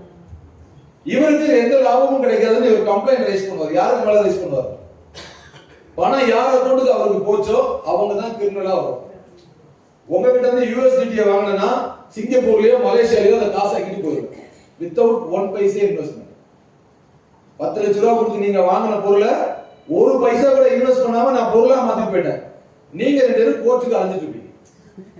இதுதான் கிரிமினல் செய்யக்கூடிய வேலை. இன்னொரு ஒரே ஒரு டவுட்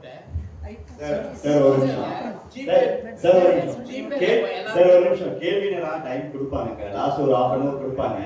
உங்களுக்கு என்னென்ன கொஸ்டின் கேட்கணுமோ குறிச்சு வச்சுக்கோங்க, கடைசியா கேட்கலாம். ஒரு 1/2 hour டைம் இருக்கு சார். நம்ம முடிச்சிட்டு நான் உங்களோட ஒரு 1/2 hour இருந்து நான் எல்லா கொஸ்டினும் ஆன்சர் பண்றேன். ரைட், லோன் வேணும் அப்படின்னு சொல்லி தயவு செய்து ஆன்லைன்ல போய் செக் பண்ணாங்க. லோன் வேணும்னா நீங்க யூஸ் பண்ணக்கூடிய பேங்க்ல போய் கேளுங்க, இல்ல இந்த பேங்க் அபிஷியல்ல போய் கேளுங்க. ஃபேக் லோன் அப்ளிகேஷனை நம்பி தயவு செய்து நம்ம எலிஜிபிலிட்டி என்னன்னு கூட செக் பண்ணிடுறாங்க. இன்கேஸ் நீங்க செக் பண்ணீங்கன்னா நீங்க பெர்மிஷன் கேட்காமலே, உங்களுடைய பெர்மிஷன் இல்லாமலே உங்க அக்கௌண்ட்டுக்கு ஒரு மினிமம் அமௌண்ட் அனுப்புவோம். ஒரு 2500 ரூபாய் 3000 ரூபாய் அனுப்புவாங்க. கேட்டா நீங்க லோன் வாங்கினதா சொல்லுவாங்க. அதே அமௌண்ட்டை வித்தின் 5 daysக்குள்ள டபுள் ஆஃப் அமௌண்ட்டா திருப்பி கொடுக்க சொல்லுவாங்க. 2500 ரூபாய் உங்க அக்கௌண்ட்டுக்கு வந்து 5000 ரூபாய் கொடுக்க சொல்லுவாங்க. 5000 ரூபாய் நீங்க திருப்பி கொடுத்தா கூட விட மாட்டாங்க. உங்க போட்டோவை நியூடா மாஃப் பண்ணி உங்களுக்கே அனுப்பி மிரட்டுவாங்க. நீ போட்ட பணம் பத்தல, மறுபடியும் அனுப்பு அப்படின்னு சொல்லி நம்ம கான்டாக்ட்ஸ்க்கு எல்லாம் அனுப்புறாங்க. சோ இந்த மாதிரி ஃபேக் லோன் அப்ளிகேஷன்ஸ் எல்லாம் இருக்கிற இடம் கூகுள் பிளே ஸ்டோர்ல தான் இருக்கு. அதனால தான் திருப்பி சொல்றேன், கூகுள் வந்து எதையுமே வெரிஃபை பண்றது இல்ல. அதுக்காக நான் அவங்கள குறை சொல்லல, அவங்க யார் எதை கொடுத்தாலும் ப்ரோமோட் பண்றாங்க. ஃபேஸ்புக் கூட வெரிஃபை பண்றாங்க. எல்லாமே தான். எந்த ஒரு பிளாட்ஃபார்மே அவங்க ஒரு பிசினஸ்க்காக தான் சார் ஓபன் பண்ணாங்க. எல்லாமே நமக்கு ஒரு ஈஸி வே ஆஃப் கம்யூனிகேஷன், நமக்கு எல்லா விஷயத்தையும் ஈஸியா தெரிஞ்சுக்கணும், அதுல உள்ள நல்லது கெட்டது நாம தான் சார் புரிஞ்சுக்கணும். நீங்க பாக்குற எல்லா விஷயத்தையும் உண்மை நம்ப கூடாது. 1 கிலோ முந்திரி பருப்பு கடையில போனா 1000 ரூபாய் எல்லாருக்குமே தெரியும். ஆனா 200 ரூபாய்க்கு 1 கிலோ முந்திரி பருப்பு Facebookல கூட ஏன் வாங்க போறீங்க? ஓசில நமக்கு கம்மியா கிடைக்குதுன்னு நம்புறோம், அவன் அந்த டீடைல்ஸ் தான் எதிர்பார்ப்பான். நீங்க அதை கிளிக் பண்ணீங்கனாலே உடனடியா பேமெண்ட் கேட்வேக்கு போகும். நீங்க அங்க கொடுக்குற கிரெடென்ஷியல் அவனுக்கு எக்ஸல் ஷீட்ல தனியா வந்துடும்.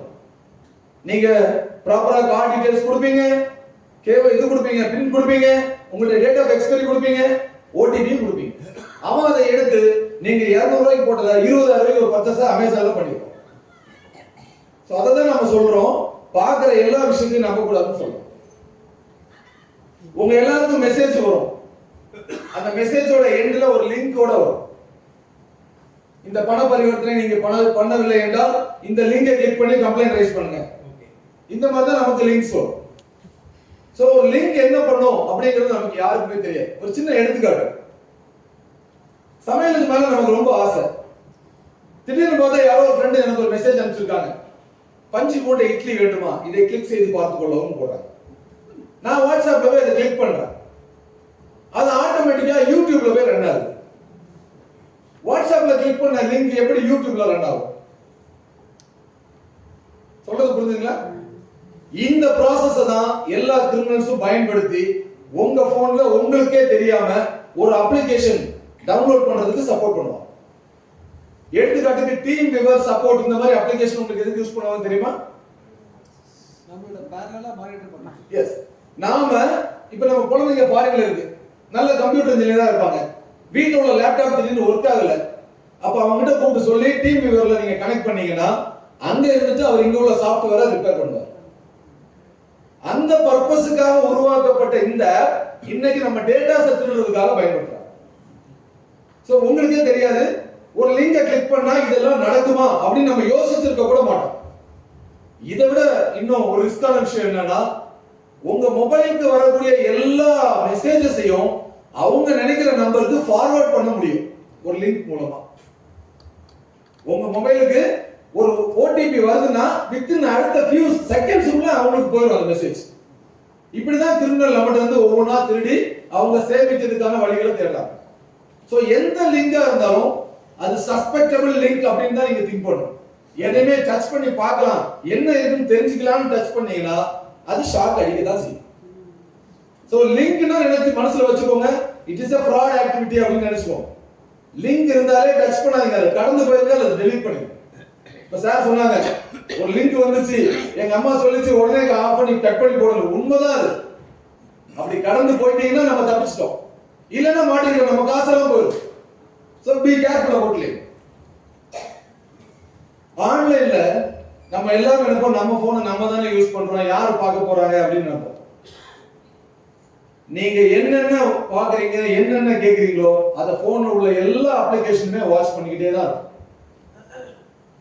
சார் நம்ம போனை மட்டும் தான் சார் காசு கொடுத்து வாங்குறோம், அதுக்குள்ள இருக்கக்கூடிய எந்த ஒரு ஆப்புமே நம்ம காசு கொடுத்து வாங்குறதே இல்லை.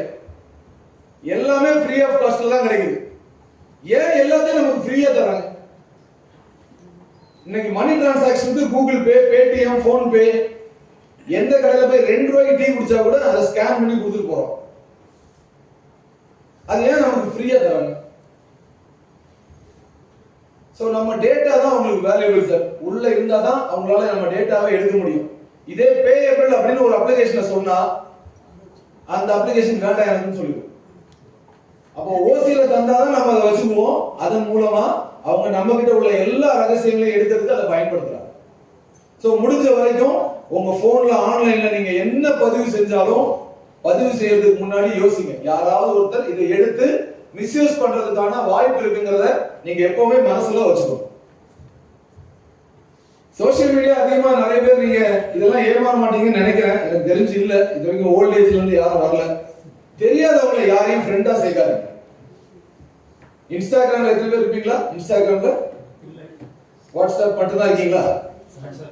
ரைட்.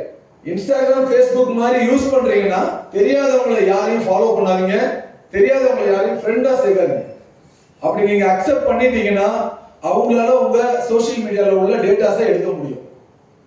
சோ நம்ம நிறைய நல்ல விஷயங்களை சோசியல் மீடியால தான் ஷேர் பண்ணுவோம்.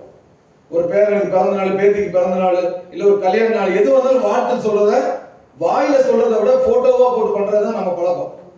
அந்த போட்டோ ஒரு கிரிமினலால எடுக்கப்பட்டுச்சுன்னா அதை மிஸ்யூஸ் பண்ண முடியும். ஒரு நார்மல் போட்டோவை எடுத்து நியூடான போட்டோவா கன்வர்ஷன் பண்ண முடியும். ஒரு கணவன் மனைவி இருக்க போட்டோவை எடுத்து கணவனுக்கு பதிலா வேற ஆளை, மனைவிக்கு பதிலா வேற ஆளை போட்டு பண்ண முடியும். இப்படி எல்லாம் நம்மளை த்ரெட்டன் பண்ணக்கூடிய கால்ஸ் எங்ககிட்ட சைபர்ல நிறைய இருக்கு. சோ முடிஞ்ச வரைக்கும் நம்ம இதெல்லாம் அவாய்ட் பண்ணணும். உங்களுடைய பர்சனல் டேட்டாஸ் எதையுமே ஆன்லைன்ல ஷேர் பண்ணவே கூடாது. சோசியல் மீடியா குறிப்பா உங்களுடைய ஆதார் கார்டு, பேன் கார்டு இதெல்லாம் யாராவது கேட்டாங்க, நான் வந்து உனக்கு வாட்ஸ்அப்ல அனுப்பிச்சிடுறேன், இல்ல உனக்கு இன்ஸ்டாகிராம்ல போட்டுறேன் அப்படின்னு போடாதீங்க. ஒருவேளை அது இன்னொருத்தரால எடுக்கப்பட்டால் அது என்ன வேணாலும் பின்னாடி அதனுடைய நடவடிக்கை மாறலாம். அதை நான் பின்னாடி வரக்கூடிய ஸ்லைட்ல ஏங்கிற வரவு சொல்றேன். அதே போல உங்களுடைய சோசியல் மீடியாவுக்கு தனியா செக்யூரிட்டி ஆப்ஷன்ஸ் இருக்கு. Regular change of password, 2 step verification, authenticator app, இந்த மாதிரி விஷயங்களை நீங்க ஆக்டிவேட் பண்ணி வச்சிருந்தீங்கன்னா உங்க சோசியல் மீடியாவை இன்னொருத்தர் ஹேக் பண்ணாம பாத்துக்கலாம். ஈஸியா ஹேக் பண்றதுக்கான வே தான் சார் சொன்ன அந்த ஓட்டிங் ப்ராசஸ். வெளிநாட்டுல நடக்க போற ஓட்டிங்க்கு சாருக்கு வந்துச்சு, நல்ல வேளை அவர் தப்பிச்சு வந்துட்டார். ஆனா இங்க அப்படி வராது. Paripalana old age communities, best communities S R நோன்னு போட்டு வரும். நீங்க உண்மையிலே அதை அப்ரோச் பண்ணி நல்ல விஷயத்த சொல்ல போறோம்னு நினைச்சா எஸ் கொடுப்பீங்க. ஆனா நீங்க எஸ் கிளிக் பண்ண உடனே உங்க மீடியாவை அவங்க எடுத்துருவாங்க. எடுத்ததோட நிக்க மாட்டாங்க. நம்ம சார் சொன்ன மாதிரி ஐ அம் இன் a very critical stage, எனக்கு இமிடியேட்டா ஒரு 15000 ரூபாய் கொடு அப்படின்னு சொல்லி உங்களுடைய அக்கவுண்ட் ஹேக் ஆயிடுச்சு உங்கள்ட்ட இருந்து போட்டா இங்க இருக்கிறவங்க யாரும் உங்களை பார்க்கலன்னு நம்பி பணத்தையும் அனுப்புவோம். அந்த பணம் தப்பான நபர் கையில போய் சேரும். சோ அந்த மாதிரி ஒரு மெசேஜ் வருதுன்னா அதை உடனடியா அதுக்கு ரியாக்ட் பண்ணாம கன்சர்ன் பர்சனை கூப்பிட்டு பேசுங்க. ஏதாவது எமர்ஜென்சியா நீங்க இந்த மாதிரி பணம் கேட்டு ஒரு வாட்ஸ்அப் மெசேஜ் போட்டிருக்கீங்க, என்ன பிரச்சனைன்னு கேட்டீங்கன்னா தெரிஞ்சுக்கோ. சோ முடிஞ்ச வரைக்கும் ஓட்டிங் ப்ராசஸ் பண்ணாம இருக்கிறது சேஃப்டி.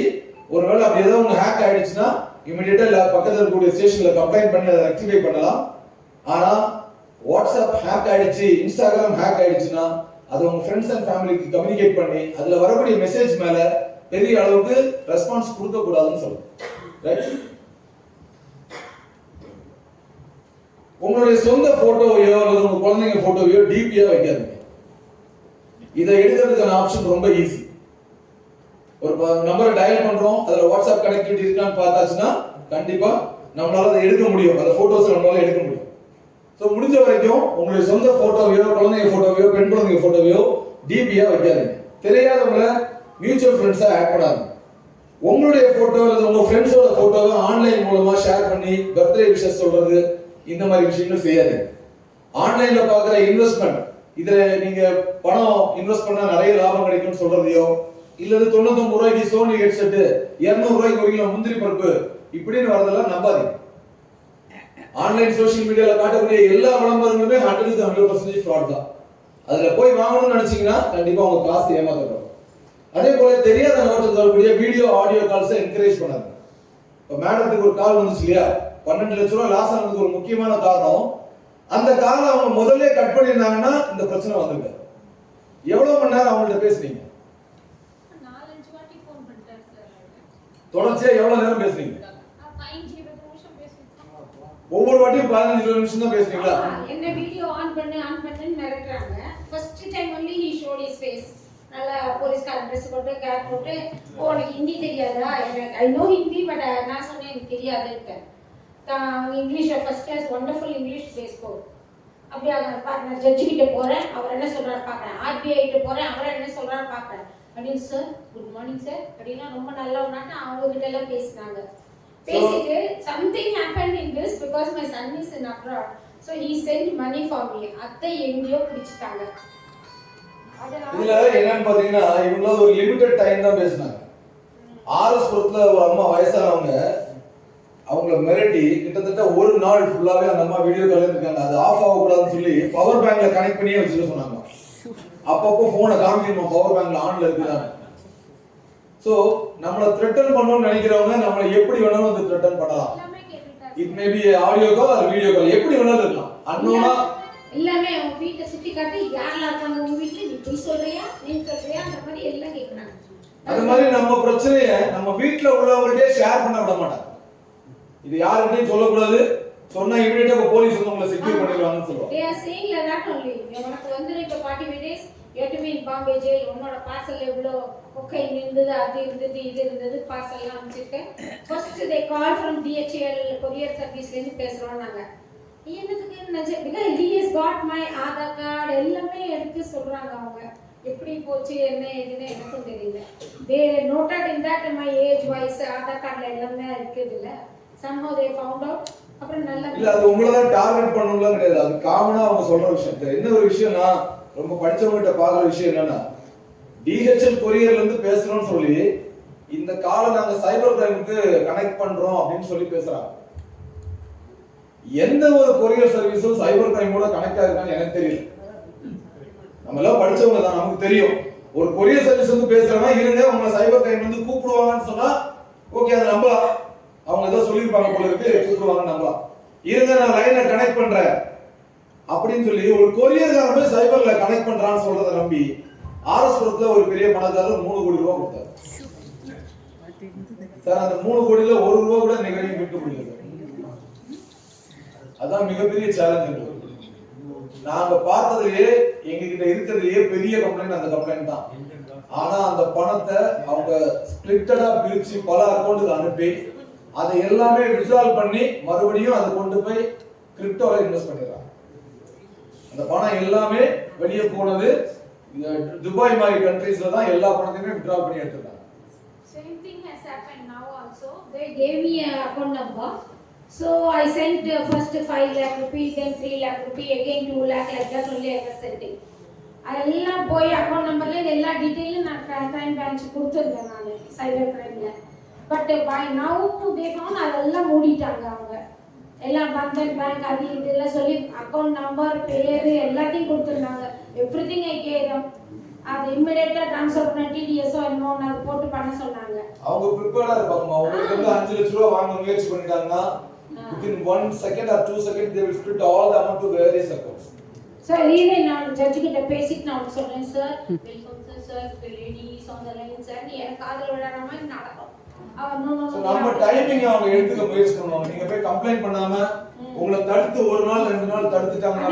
அதேதான் நீ யார்ட்டே சொன்னா நீங்க மாட்டவேன் யார்ட்டே சொன்னா நீங்க மாட்டவேன் என்னையே மிரட்டிட்டு இருக்காங்க. Okay right. இத பாத்துங்க. இத சொல்றதுக்காக தான் அந்த அன்வான்டட் நம்பர்ஸ்ல இருந்து வரக்கூடிய கால்ஸோ வீடியோ கால்ஸையோ நீங்க அட்டெண்ட் பண்ண வேண்டாம்னு சொல்றேன். அதே போல sorry sir I disturb you again. yesterday there was a OTP எங்க அக்காவோட ஃபோனுக்கு வந்திருக்கு. அவ she only told me அவளுக்கு எஸ்எம்எஸ்ல அவனுக்கு வந்த அந்த 6 நம்பர் OTP எனக்கு கொஞ்சம் அனுப்புன்னு வாட்ஸ்அப்ல பண்ணா. நானும் ஸ்டூபிடா இமிடியேட்டா அக்காக்கு தானே நினைச்சிட்டு OTP அனுப்பிச்சேன். அப்புறம் பார்த்தா டிக் வரவே இல்லை, blue tick. 2 minutes only I was waiting. சரி என்ன இவ இவ்வளோ அர்ஜென்ட்டா கேட்டா வரலையேன்னு சொல்லிட்டு திருப்பி எடுத்து ஃபோன் பண்ணி என்னடி நீ OTP கேட்ட நான் அனுப்பிச்சிருக்கேன் நீ பார்க்கவே இல்லையேங்க. அவ்வளோதான். அவன் ஏடி அனுப்பிச்சேன் அவ கத்தி நான் இருந்தேன். அதுக்குள்ள பார்த்தாக்கா by then I deleted the number but they have hacked mine and they sent through my WhatsApp to all my friends and many of them have paid 15,000 rupees 15,000 rupees and கொடுத்துட்டு. அரவிந்த் சார் கசாமி உங்களுக்கு நம்ம எங்க நானா நினைப்பாரோ அவங்க கூப்பிட்டு வரோம். so much of experience நேத்துக்கு நடந்துச்சு சார். இல்ல நான் எதுக்கு சொல்றேன்னா எல்லாமே உங்களை சுத்தி வருது. இது எல்லாத்தையும் நீங்க தான் எக்ஸ்பீரியன்ஸ் பண்ணிருக்கீங்க.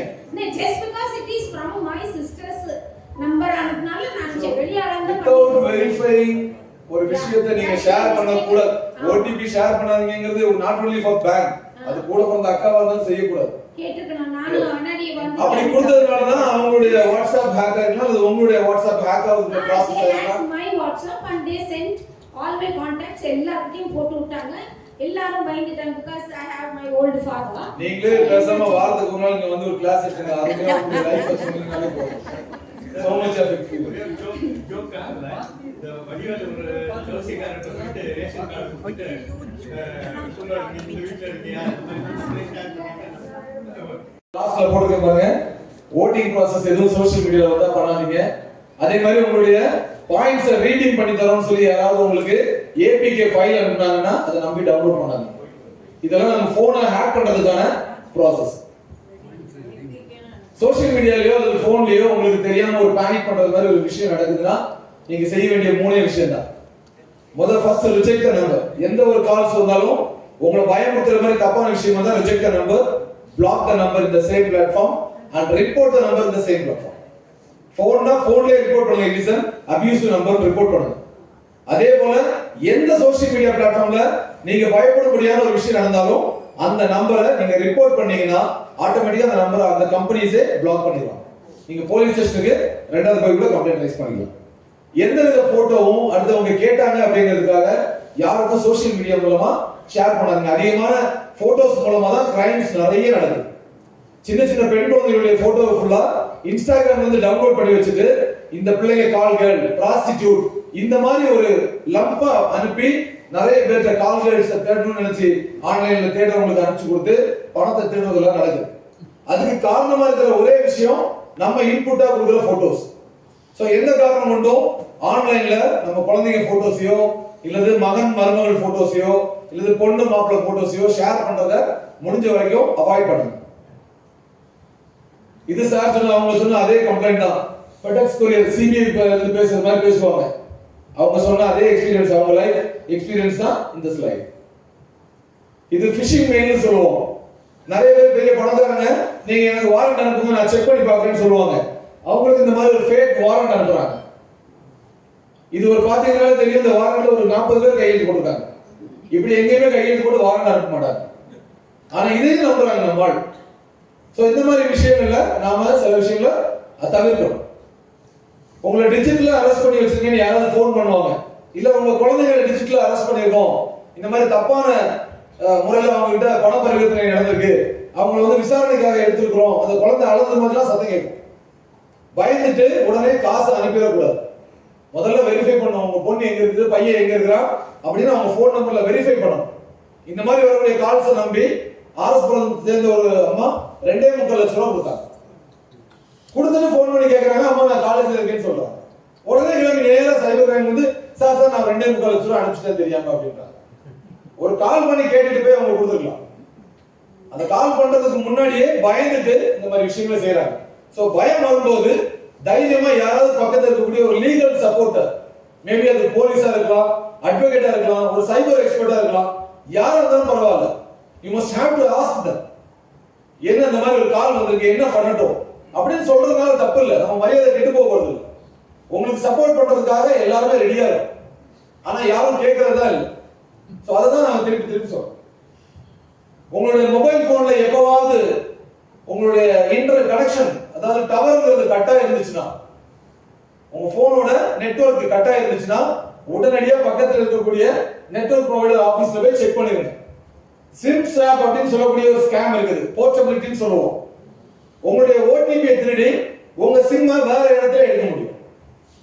நம்ம போர்ட் பண்றோம் இல்லையா, ஏர்டெல்ல இருந்து ஜியோக்கோ, ஜியோல இருந்து ஏர்டெல்கோ மாத்தோம் இல்லையா, இந்த சிஸ்டத்தையே நம்ம ஸ்கேமர்ஸ் யூஸ் பண்ணி நம்ம சிம் அவங்க எடுத்து அதன் மூலமா நம்ம பேங்கிங் கிரெடென்ஷியல்ஸ் எடுத்துறாங்க. எக்ஸாம்பிளுக்கு உங்களுடைய சிம்மை நான் எடுத்துட்டேன், என் மொபைல்ல போட்டு நான் ஆக்டிவேட் பண்ணா ஜிபேல உங்களுடைய அக்கவுண்ட் எல்லாமே ரிஃப்ளெக்ட் ஆகும். ஆயிடும் அதனால ஏன்னா எல்லாத்தையுமே நீங்க லிங்க் பண்ணி வச்சிருக்கீங்க. சோ என்னால உங்க டிரான்சாக்ஷன்ஸ் எல்லாத்தையுமே ரொம்ப ஈஸியா பண்ண முடியும். அதுதான் நம்ம டேட்டாஸ் ஃபுல்லா ஆன்லைன்ல கொடுத்து வச்சிருக்கோம். நம்ம பேங்கிங் டீடைல்ஸ், நம்ம கிரெடிட் கார்டு டீடைல்ஸ் இதெல்லாம் ஆன்லைன்ல கொடுத்து வச்சிருக்கோம். இத திருநவன் இந்த விஷயத்தை செய்தா பாப்போம். இதை எடுத்துனா அப்படின்னா நம்ம அக்கவுண்ட் உள்ள எல்லா அமௌண்ட்டையுமே அவங்களால டிரான்ஸ்ஃபர் பண்ண முடியும். தப்பான விஷயங்களை உங்களுக்கு யாராவது அனுப்புனா அதை இன்னொருத்தருக்கு அனுப்பாதீங்கன்னு சொல்றேன். எடுத்துக்காட்டுக்கு நல்ல ஒரு சாமி படத்தை அனுப்பி இத 10 பேருக்கு அனுப்புங்க, உங்களுக்கு இன்னைக்கு நல்லது நடக்கும் அப்படின்னு வந்துச்சுன்னா தயவு செய்து அனுப்பாதீங்க. அந்த போட்டோக்கு பின்னாடி ஏதாவது ஒரு ப்ரோக்ராம் பண்றதுக்கான ஒரு பாசிபிலிட்டி இருக்கு. ஒரு போட்டோவை நீங்க டவுன்லோட் பண்றீங்க, கிளிக் பண்ணி டவுன்லோட் பண்றீங்க, அது ஒரு குறிப்பிட்ட எம்பி இருக்கும். அந்த எம்பிக்கு தகுந்தது மாதிரி ஒரு ப்ரோக்ராமை ரன் பண்ணியிருந்தா உங்க போனுக்கு பின்னாடி ஒரு ஆப் அவங்களால டவுன்லோட் பண்ண முடியும், உங்க போனை அவங்களால ஹேக் பண்ண முடியும். அது உங்களோட நிறுத்தாம மத்தவங்களையும் ஹேக் பண்றதுக்காக இத 10 பேருக்கு ஷேர் பண்ணுங்க, இல்லைன்னா உங்களுக்கு கெட்டது நடக்கும்னு சொல்லுவாங்க. சோ ஆன்லைன்ல இந்த மாதிரி வரக்கூடிய ஸ்கேம்ஸை நாம தெரிஞ்சுக்கிட்டு அதுல இருந்து தப்பிச்சு வரணும் அப்படிங்கறதா இப்ப நாம சொல்ற விஷயம். OLXல செகண்ட் ஹேண்டா ஏதாவது பொருள் பாக்குறேன் அப்படின்லாம் பாத்தீங்கன்னா தயவு செய்து வாங்குறதுக்கு முன்னாடி ஒரு தடவை வெரிஃபை பண்ணிக்கோங்க. நான் முதல்ல சொன்னேன், உங்களுடைய ஆதார் கார்டு, பேன் கார்டு ஏதாவது ஆன்லைன்ல கொடுத்தீங்கன்னா இந்த மாதிரி OLX பிளாட்ஃபார்ம்ல உங்களுடைய ஆதாரே போட்டு பொருளை விற்க போறதா போடுவாங்க. Very emergency, I am selling a Samsung S23 for 25,000 rupees போடுவோம். நம்மளும் பாத்தீங்கன்னா 1.5 லட்சம் ரூபாய் போன் 25,000 ரூபாய் கிடைக்குதா, sir I am ready to buy, உடனே பணத்தை அனுப்புங்க, I will send the phone through கொரியர்னு சொன்னா அவங்க 25,000 அனுப்பிச்சிடுவாங்க. அது சரவணனுக்கு தான் போச்சா யாருக்கு போச்சுன்னு யாரும் கேட்க மாட்டாங்க. ஆனா இந்த ஆதார் கார்டை எடுத்துட்டு வருவாங்க, சார் சரவணன் சார் போட்டோ போட்டு ஆதார் தான் சார் இருந்துச்சு, இவர் தான் விளம்பரம் போட்டாருன்னு வருவாங்க. சோ எந்த ஒரு விஷயத்தை நீங்க ஆன்லைன் மூலமா வாங்க முயற்சி செய்தாலும் பிசிக்கலா வெரிஃபை பண்ணி வாங்கணும். பணம் அனுப்புறதுக்கு முன்னாடி யோசிச்சு அனுப்பணும். அனுப்புனதுக்கு அப்புறம் ஏமாந்துட்டோம்னு சொல்லி வளர்த்தம் இல்லை, அனுப்புறதுக்கு முன்னாடி தான் யோசிக்கணும். அனுப்பிச்சுட்டா ஐயோ ஏமாந்துட்டா போனதுதான். சோ யாருமே பணத்தை அனுப்புறதுக்கு முன்னாடி ஒரு தடவைக்கு 2 தடவை வெரிஃபை பண்ணிட்டு கொடுங்க. வீடு வாங்க போறேன், நிலவரம் வாங்க போறேன், எது வாங்குறதா இருந்தாலும் ஆன்லைன்லயே சர்ச் பண்ணி பாக்குறீங்க எங்க கிடைக்கும். நீங்க பாத்தீங்கன்னாலே தெரியும், housing.com, 99 ஏக்கர்ஸ், நோ புரோக்கர், இதெல்லாம் போனீங்கன்னா இடத்த போட்டிருப்பாங்க. அது உண்மையிலேயே அந்த ஓனர் தான் போட்டு போறான்னு கேட்டா தெரியாது. யாரோ ஒருத்தரோட சாட் பண்ணுவீங்க, அட்வான்ஸா ஒரு அமௌண்ட் அனுப்புங்க, அந்த நிலத்தை நான் விற்காம வேற யாரும் கொடுக்காம வச்சுக்கன்னு சொல்லுவாங்க. அதை நம்பி நம்மளும் பணத்தை கொடுத்துருவோம், கம்மியான ரேட்டு கிடைக்குதுன்னு நம்பி. ஸோ இந்த மாதிரி விஷயங்கள்ல நம்ம கொஞ்சம் ப்ரிவென்டிவா இருக்கணும். ஃப்ரீயா ஏதாவது கூப்பன் கிடைச்சது, மீஷோல இருந்து வந்துச்சு, பிளிப்கார்ட்ல இருந்து வந்துச்சு, அமேசான்ல இருந்து வந்துச்சுன்னு நம்பி அந்த பொருளுக்கான தொகையை கொடுக்காதீங்க. 100 ரூபாய்க்கு டாப் வாங்கினதுக்காக ஒரு அம்மாவுக்கு வந்து ஒரு கூப்பன் 8,20,000 மதிப்புள்ள கார் ஃப்ரீயா கிடைக்கும், 8,220 ரூபாய் அனுப்புங்கன்னு சொன்னாங்க. அந்த அம்மாவும் 8,220 ரூபாய் அனுப்பிச்சுட்டாங்க. வண்டி டெல்லியில இருந்து கிளம்பிடுச்சு, வர டிரைவருக்கு சாப்பாடு செலவு, டீசல் செலவுன்னு ஒரு 10,000 ரூபாய் அனுப்புங்கட்டாங்க. இப்படி அவங்கள கொஞ்சம் கொஞ்சமா பேசி 2 லட்சம் ரூபாய் வாங்கிட்டாங்க. கடைசியா நீலாம்பூர் பைபாஸ் டோல்கேட்ல நிக்குது, மிச்ச காசு ஒரு 15,000 ரூபாய் கொடுத்தீங்கன்னா உள்ள வந்துடும் அப்படின்னு சொல்லியிருக்காங்க. இந்த அம்மா யார்கிட்ட கடன் வாங்குன்னு தெரியல. அந்த ஏரியா கவுன்சிலர்ட்ட போய் ஒரு 15,000 ரூபாய் அவசரம் கொடுங்க, இல்ல ஒரு 4 நாளா பார்க்க ஒரு மாதிரி அழைஞ்சிட்டு வரைய என்ன விஷயம் அப்படின்னு இருக்கு. இந்த கூப்பன் எடுத்து காமிச்சிருக்காங்க. அவர் அப்படியே ஆட்டோ பிடிச்சி நேரம் எங்ககிட்ட கூப்பிட்டு எங்ககிட்ட இந்த மாதிரி ஒரு 4-5 எஃப்ஐஆர் வச்சிருக்கோம். நீங்க இதுல பணம் கொடுத்தீங்கன்னா அடுத்த நிமிஷமே அதை பீகார்லயோ ஒரிசாலயோ பஞ்சாப்லயோ வித்ட்ரால் பண்றாங்க. we cannot able to trace the transactions. அங்க நம்ம ஊர்ல மட்டும்தான் எல்லா ஏடிஎம்லயும் சிசிடிவி கேமரா இருக்கு. அதெல்லாம் தமிழ்நாடு நீங்க எங்க போனாலும் ஒண்ணுமே கிடையாது. பீகார்லாம் போனீங்கன்னா எதுவுமே கிடையாது. சோ நாம தெரிஞ்சுக்க வேண்டியது இந்த மாதிரி விஷயங்கள் மேல கொஞ்சம் கவனமா, இது தப்பான விஷயமா இருக்கும்னு நீங்க நம்புறீங்கன்னா போ. ஆன்லைன்ல கேம் விளையாடுற பழக்கம் இருக்கா? தயவு செய்து உங்க அப்ளிகேஷனை செக் பண்ணிக்கணும்.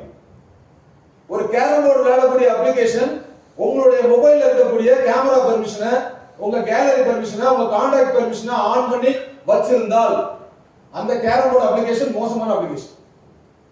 ஒரு கேரம் போர்டுக்கு இந்த பெர்மிஷன்ஸ் தேவையில்லை, அது வெறும் கேமிங் ஆப் தான். அப்படி ஒருவேளை இந்த டேஞ்சரஸ் பெர்மிஷன் அதை ஆன் பண்ணி வச்சிருந்தீங்கன்னா கண்டிப்பா உங்க டேட்டாவை அதை எடுத்து செல் பண்ணுதுன்னு அர்த்தம். அதே போல பினான்சியல் நீடோட உள்ள அப்ளிகேஷன் ஆன்லைன் கேம்ஸ் விளையாடுறீங்கன்னா தயவு செய்து விளையாடாதீங்க. இந்த ரம்மி சர்க்கிள் மாதிரி, மை ட்ரீம் 11 மாதிரி பணம் போட்டா நிறைய பணம் கிடைக்கும் நிறைய பேர் நினைக்கிறீங்க. பாஸ்ட் 3 டேஸ் முன்னாடி ஒருத்தர் ரம்மி சர்க்கிள்ல 25 லட்சம் ஏமாந்துட்டு வந்தாங்க. அவர் எங்க கிட்ட கொடுத்தது பார்த்தாதுன்னு சென்னை ஹைகோர்ட்ல ஒரு கேஸ் ரிட் ஃபைல் பண்ணிருக்காரு, சென்னை டிஜிபி ஆபீஸ்ல ஒரு கேஸ் ஃபைல் பண்ணிருக்காரு. சிம்பிளா ரம்மி சர்க்கிள்ல இருந்து ஒரே ஒரு ரிப்ளை தான் கொடுத்தாங்க. It is our terms and conditions. ஏமாந்தது தான். It will not be given refunded. அவங்க வந்து கண்ணீர் விட்டு அழுறாங்க. அந்த அம்மா பொண்ணு கல்யாணத்துக்காக சேர்த்து வச்ச பணம் சார் எல்லாத்தையும் ஒரே மாசத்துல ஒரு நாடு ஏமாந்துட்டாரு. சோ எந்த ஒரு கம்பெனியுமே தான் சம்பாதிக்கணுங்கிறதுக்காக தான் ஒரு அப்ளிகேஷனை ஜெனரேட் பண்ணுவாங்க. அடுத்தவங்களுக்கு சம்பாதிச்சு கொடுக்கணும்னு எவனுமே இந்த உலகத்துல கிடையாது. அவன் தான் சம்பாதிக்கணுங்கிறதுக்காக தான் இந்த மாதிரி ஆப்ஸை டெவலப் பண்றாங்க, அதை நமக்கு கொடுக்குறாங்க, அதில் விளையாடுறது மூலமா அவங்க தான் சம்பாதிக்கிறாங்க. ஸோ பணம் வச்சு யாராவது விளையாடக்கூடிய பழக்கம் நம்மகிட்ட இருந்தாலும் சரி, நம்மை சார்ந்தவங்க இருந்தாலும் சரி, இதை சொல்லுங்க. இது முழுக்க முழுக்க ஏமாத்துறாரு. உங்களுக்கு 100 ரூபாய் தகுந்த மாதிரி தருவாங்க, உங்ககிட்ட இருந்து 10,000 ரூபாய் எடுக்கும். ஸோ இதை நீங்க மற்றவங்கள்ட்ட சொன்னீங்கன்னா நம்ம கிட்ட இந்த மாதிரிலாம் பேசி ஏமாத்த வாய்ப்பு இருக்கு. ஒரு கஸ்டமர் கேர் ஏஜென்ட் மாதிரி, இல்ல ஒரு பேங்க்ல இருந்து உங்களுக்கு மெயில் அனுப்புறது மாதிரி அனுப்பலாம். இல்ல டெம்பிள் தரிசனத்துக்காக திருப்பதிக்கு போறீங்களா, நாங்க டிக்கெட் புக் பண்ணி தரோம், டூரிஸ்ட் வண்டி புக் பண்ணி தரோம். இத மாதிரி பல விதமா நம்மளை ஏமாத்துற வாய்ப்புகள் இருக்கு. இபி பில் கட்டிருக்கீங்க, அப்டேட் ஆகல. அதே போல செல் டவர் வச்சு தரோம், வீட்டு இடம் காலியா வச்சிருக்கீங்களா, மேல செல் டவர் வச்சு தரோம். சைபர் கிரைம்ல கம்ப்ளைண்ட் ரைஸ் பண்ணி தரோம், ஏமாந்துட்டீங்களா கவலைப்படாதீங்க. இப்படி எல்லாம் ஏமாத்துறதுக்கு பல வழிகள் இருக்கு. இது எல்லாமே எங்ககிட்ட வந்த கம்ப்ளைண்டோட நோட்ஸ் தான் நான் எடுத்து போடுறேன். இத மாதிரி நம்ம ஏமாத்துறதுக்கான பாசிபிலிட்டிஸ் இருக்கு. உங்க அக்கவுண்ட்ல ஒருத்தர் பணம் அனுப்பி வித்ட்ரால் பண்ணி கொடுங்கன்னு கேட்டாங்கன்னா நீங்க சிக்கல்ல மாட்ட போறீங்கன்னு அர்த்தம். எல்லார்கிட்டயுமே அக்கவுண்ட்ஸ் இருக்கு. ஆனா ட்ரேடிங் பண்றேங்கிற பேர்ல என் அக்கவுண்ட்ல பண்ணா ஐடி வந்துரும், உன் அக்கவுண்ட்ல கொஞ்சம் காசு அனுப்புறேன், அதை எடுத்து வித்ட்ரால் பண்ணி கொடு அப்படின்னு சொன்னா தயவு செய்து பண்ணாங்க. நான் முதல்ல கிரிப்டோ கரன்சி சொன்னேன் இல்லையா, கிரிப்டோ கரன்சி பண்ற பாதி பேர் அவங்க அக்கவுண்ட்டை யூஸ் பண்ணவே மாட்டாங்க. அந்த ஊர்ல இருக்க பாவப்பட்டவங்கிட்ட உங்க அக்கவுண்ட்டை ஓபன் பண்ணி கொடுங்க, உங்களுக்கு ஒவ்வொரு டிரான்சாக்ஷனும் 5,000 தரோம் 10,000 தரோம் சொல்றாங்க. ஒவ்வொரு அக்கவுண்ட்லயும் மினிமம் 1 கோடி 2 கோடி ரூபாய்க்கு டிரான்சாக்ஷன் பண்றாங்க. எல்லாமே ஃப்ராட்லண்ட் டிரான்சாக்ஷன். என்னைக்கு அந்த அக்கவுண்ட்டை போலீஸ் பிளாக் பண்ணி அக்யூஸ்ட தேடுறாங்களோ அன்னைக்கு ஒரு விக்டிம் தான் எங்களுக்கு கிடைக்கிறாங்க. அவருக்கு அந்த அக்கௌண்ட்டை எப்படி யூஸ் பண்றாங்கன்னு கூட தெரியுது. கேட்டாங்க சார், ரொம்ப ஏழை, சாப்பாடு கூட வழி இல்லை, ஒரு 5000 ரூபாய் மாசம் மாசம் கொடுக்குறாங்க, எனக்கு அது லாபம் தானே சார் அப்படின்னு சொல்லி வாங்கி அவங்களதான் பிடிச்சி ஜெயில வந்து வாங்கிட்டு போனவன் யாருன்னு பார்த்தா சைனீஸ் மாதிரி இருந்தாங்க சார். சென்னையில இந்த ஹோட்டலுக்கு வர சொன்னாங்க. அவங்க யாருன்னு கூட சொல்ல தெரியுது. சோ நம்ம அக்கௌண்ட்ஸை அடுத்தவங்கள்ட்ட பயன்படுத்த கொடுக்க கூடாது முதல் விஷயம். அப்படி ஒருவேளை உங்க அக்கௌண்ட்டுக்கு பணம் வந்துருச்சு அப்படின்னா என்ன பண்ணலாம்? கண்டிப்பாக நீங்க பேங்க்குக்கு ரிப்போர்ட் பண்ணணும். என் அக்கௌண்ட்டுக்கு யாரும் தெரியாமலே ஒரு 5 லட்சம் ரூபாய் அனுப்பிச்சிருக்காங்க, என் அக்கௌண்ட் 5 லட்சம் ரூபாய் கிரெடிட் ஆயிருக்கு, இது யார் பண்ணணும்னு எனக்கு தெரியாது அப்படின்னா அந்த அக்கௌண்ட்டை எடுத்து அவங்க லீட் மார்க் பண்ணி வச்சிருவாங்க.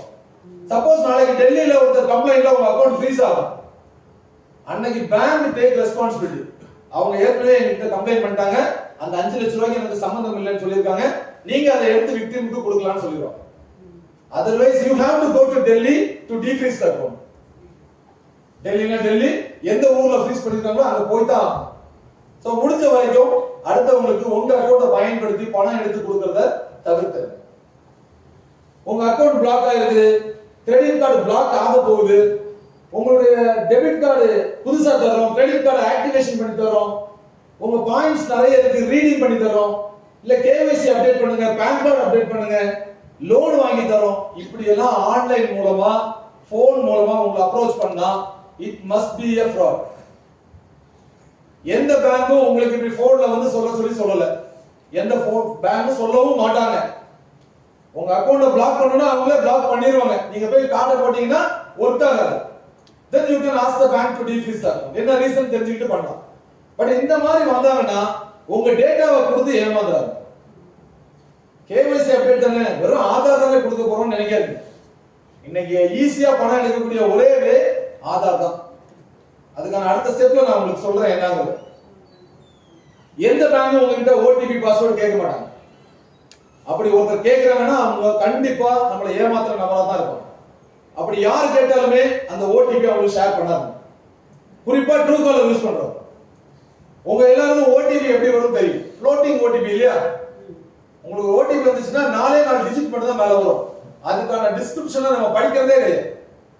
அதை விட மோசமான விஷயம், நீங்க அந்த ஓடிபியை டைப் பண்றதே கிடையாது, ஆட்டோ ரீடர் ஆன் பண்ணி வச்சிருவீங்க. ஒரு ஓடிபி வந்தா தானாவே அந்த ஓடிபி போய் அங்க உட்கார்ந்துரும். அப்படி பண்ணவே பண்ணாது. ஒரு ஓடிபி உங்களுக்கு வந்தா you must have to read the declaration clearly.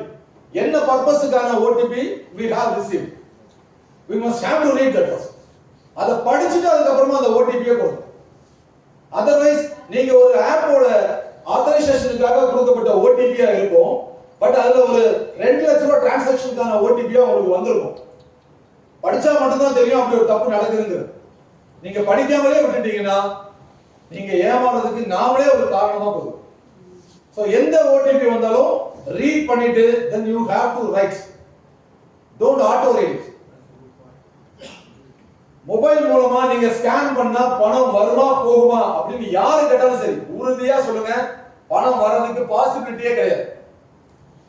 நீங்க எங்கயாவது போய் ஒரு பார்கோட ஸ்கேன் பண்ணீங்கன்னா you have to send the money only, you cannot receive any money.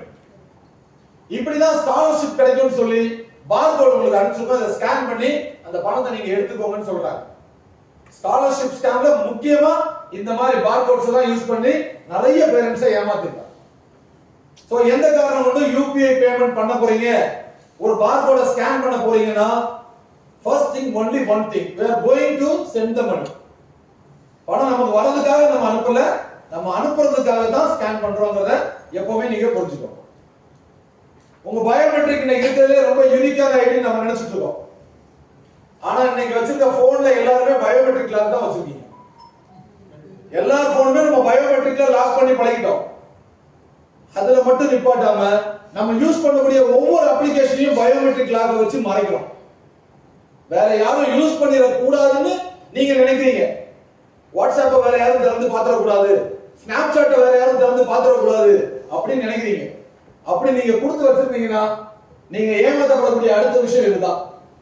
Aadhaar enabled payment system ஆன்லைன்ல செக் பண்ணி பாருங்க. உங்களுடைய ஆதார் நம்பர், உங்களுடைய பேங்க் நேம், உங்களுடைய பயோமெட்ரிக் மட்டும் இருந்தா போதும் உங்க அக்கவுண்ட்ல உள்ள பணத்தை எடுத்துடலாம். சோ இன்னைக்கு ஈஸி வே ஆஃப் டிரான்சாக்ஷன் மணி பண்றதுக்கு இதுதான் பெஸ்ட் வே. இல்ல ஹலோ, பணத்தை எடுத்தலாம்னா எந்த அக்கவுண்ட்ல இருந்து எடுப்பாங்க? எஃப்டில எடுத்தாவா, சேவிங் பேங்க்ல எடுத்தாவா? சார் எதுல இருந்து வேணாலும் எடுக்க முடியும் சார். உங்க டேட்டாஸ் எல்லாமே ஆன்லைன்ல இருக்கு sir. FD cannot be under FD can also be taken sir. By swipe mode ல நீங்க வச்சிருந்தீங்கன்னா it will be taken. எல்லா FDமே வந்து பெர்மனன்ட் FD ல யாரும் போடுறது இல்ல சார். இப்ப நானே FD வச்சிருக்கேன். எனக்கு in case of emergency நான் ஸ்வைப் பண்ணா எனக்கு அமௌண்ட் எடுக்க முடியும். ஸ்வைப் FD ன்னு தனியா இருக்கு சார். நான் FD ல தான் போட்டுருக்கேன் 1 இயருக்கு. ஆனா in case of any emergency if I want to take the money I can take it. அப்படி ஆப்ஷன் இருக்குது. அதனால சொல்றேன். முடிஞ்ச வரைக்கும் உங்க அக்கவுண்ட்ஸை சேஃபா வைக்கிறதுக்கு இதெல்லாம் மைனஸா போகும்னு சொல்றேன். ஏன்னா நீங்க பயோமெட்ரிக் லாக உங்க போனுக்கு கொடுக்கிறது தப்பு கிடையாது. ஆனா இண்டிவிஜுவல் அப்ளிகேஷனுக்கு உங்க பயோமெட்ரிக் லாக கொடுக்காதீங்க. பாம்பேல 1,75,000 பயோமெட்ரிக்ஸோட அந்த ரேகைகளை எடுத்துட்டாங்க. போலீஸ் கண்டுபிடிச்சு எடுத்துட்டாங்க. அதை மிஸ்யூஸ் பண்ணணும்னு நினைக்கிறவன் ஒருவேளை சார் சொன்ன மாதிரி ஒரு பெரிய ஆதார் மாதிரி விஷயங்கள்ல என்ரோல் பண்ண ஒரு இன்ஜினியர் ஒரு பக் இருந்துச்சு, அவன் ஒரு கிரிமினலா இருந்தானா அவனால அந்த கைரேகையை வச்சு ஒருத்தருடைய டேட்டாவை ஃபுல்லாவே எடுக்க முடியும். சோ நம்ம எப்பவுமே நம்மள கொஞ்சம் அவேரா வச்சுக்கிறது நல்லது. இந்த மாதிரி விஷயங்களை நீங்க பண்ணிருந்தீங்கன்னா உங்க பயோமெட்ரிக்கை அதுல இருந்து ரிமூவ் பண்ணிடுங்க. உங்க போனை நீங்க லாக் பண்ணி வச்சுக்கோங்க, தப்பு இல்ல, போன் உங்களுடையது. பட் போனுக்கு உள்ள இருக்கிற அப்ளிகேஷன்ஸ்க்கு உங்க பயோமெட்ரிக்கை லாக்கா கொடுத்தாங்க. காமன் பிளேஸ்ல எப்பவுமே போனை சார்ஜ் போட்டு பழகாதீங்க. திடீர்னு ப்ரூக்ஃபீல்ட் மால் போறீங்க, சினிமா தியேட்டர் போறீங்க, பஸ் ஸ்டாண்ட் போறீங்க, ரயில்வே ஸ்டேஷன் போறீங்க, அங்க போன் சார்ஜ் இல்லைன்னு சார்ஜர் பாயிண்ட் இருக்குன்னு போடாதீங்க.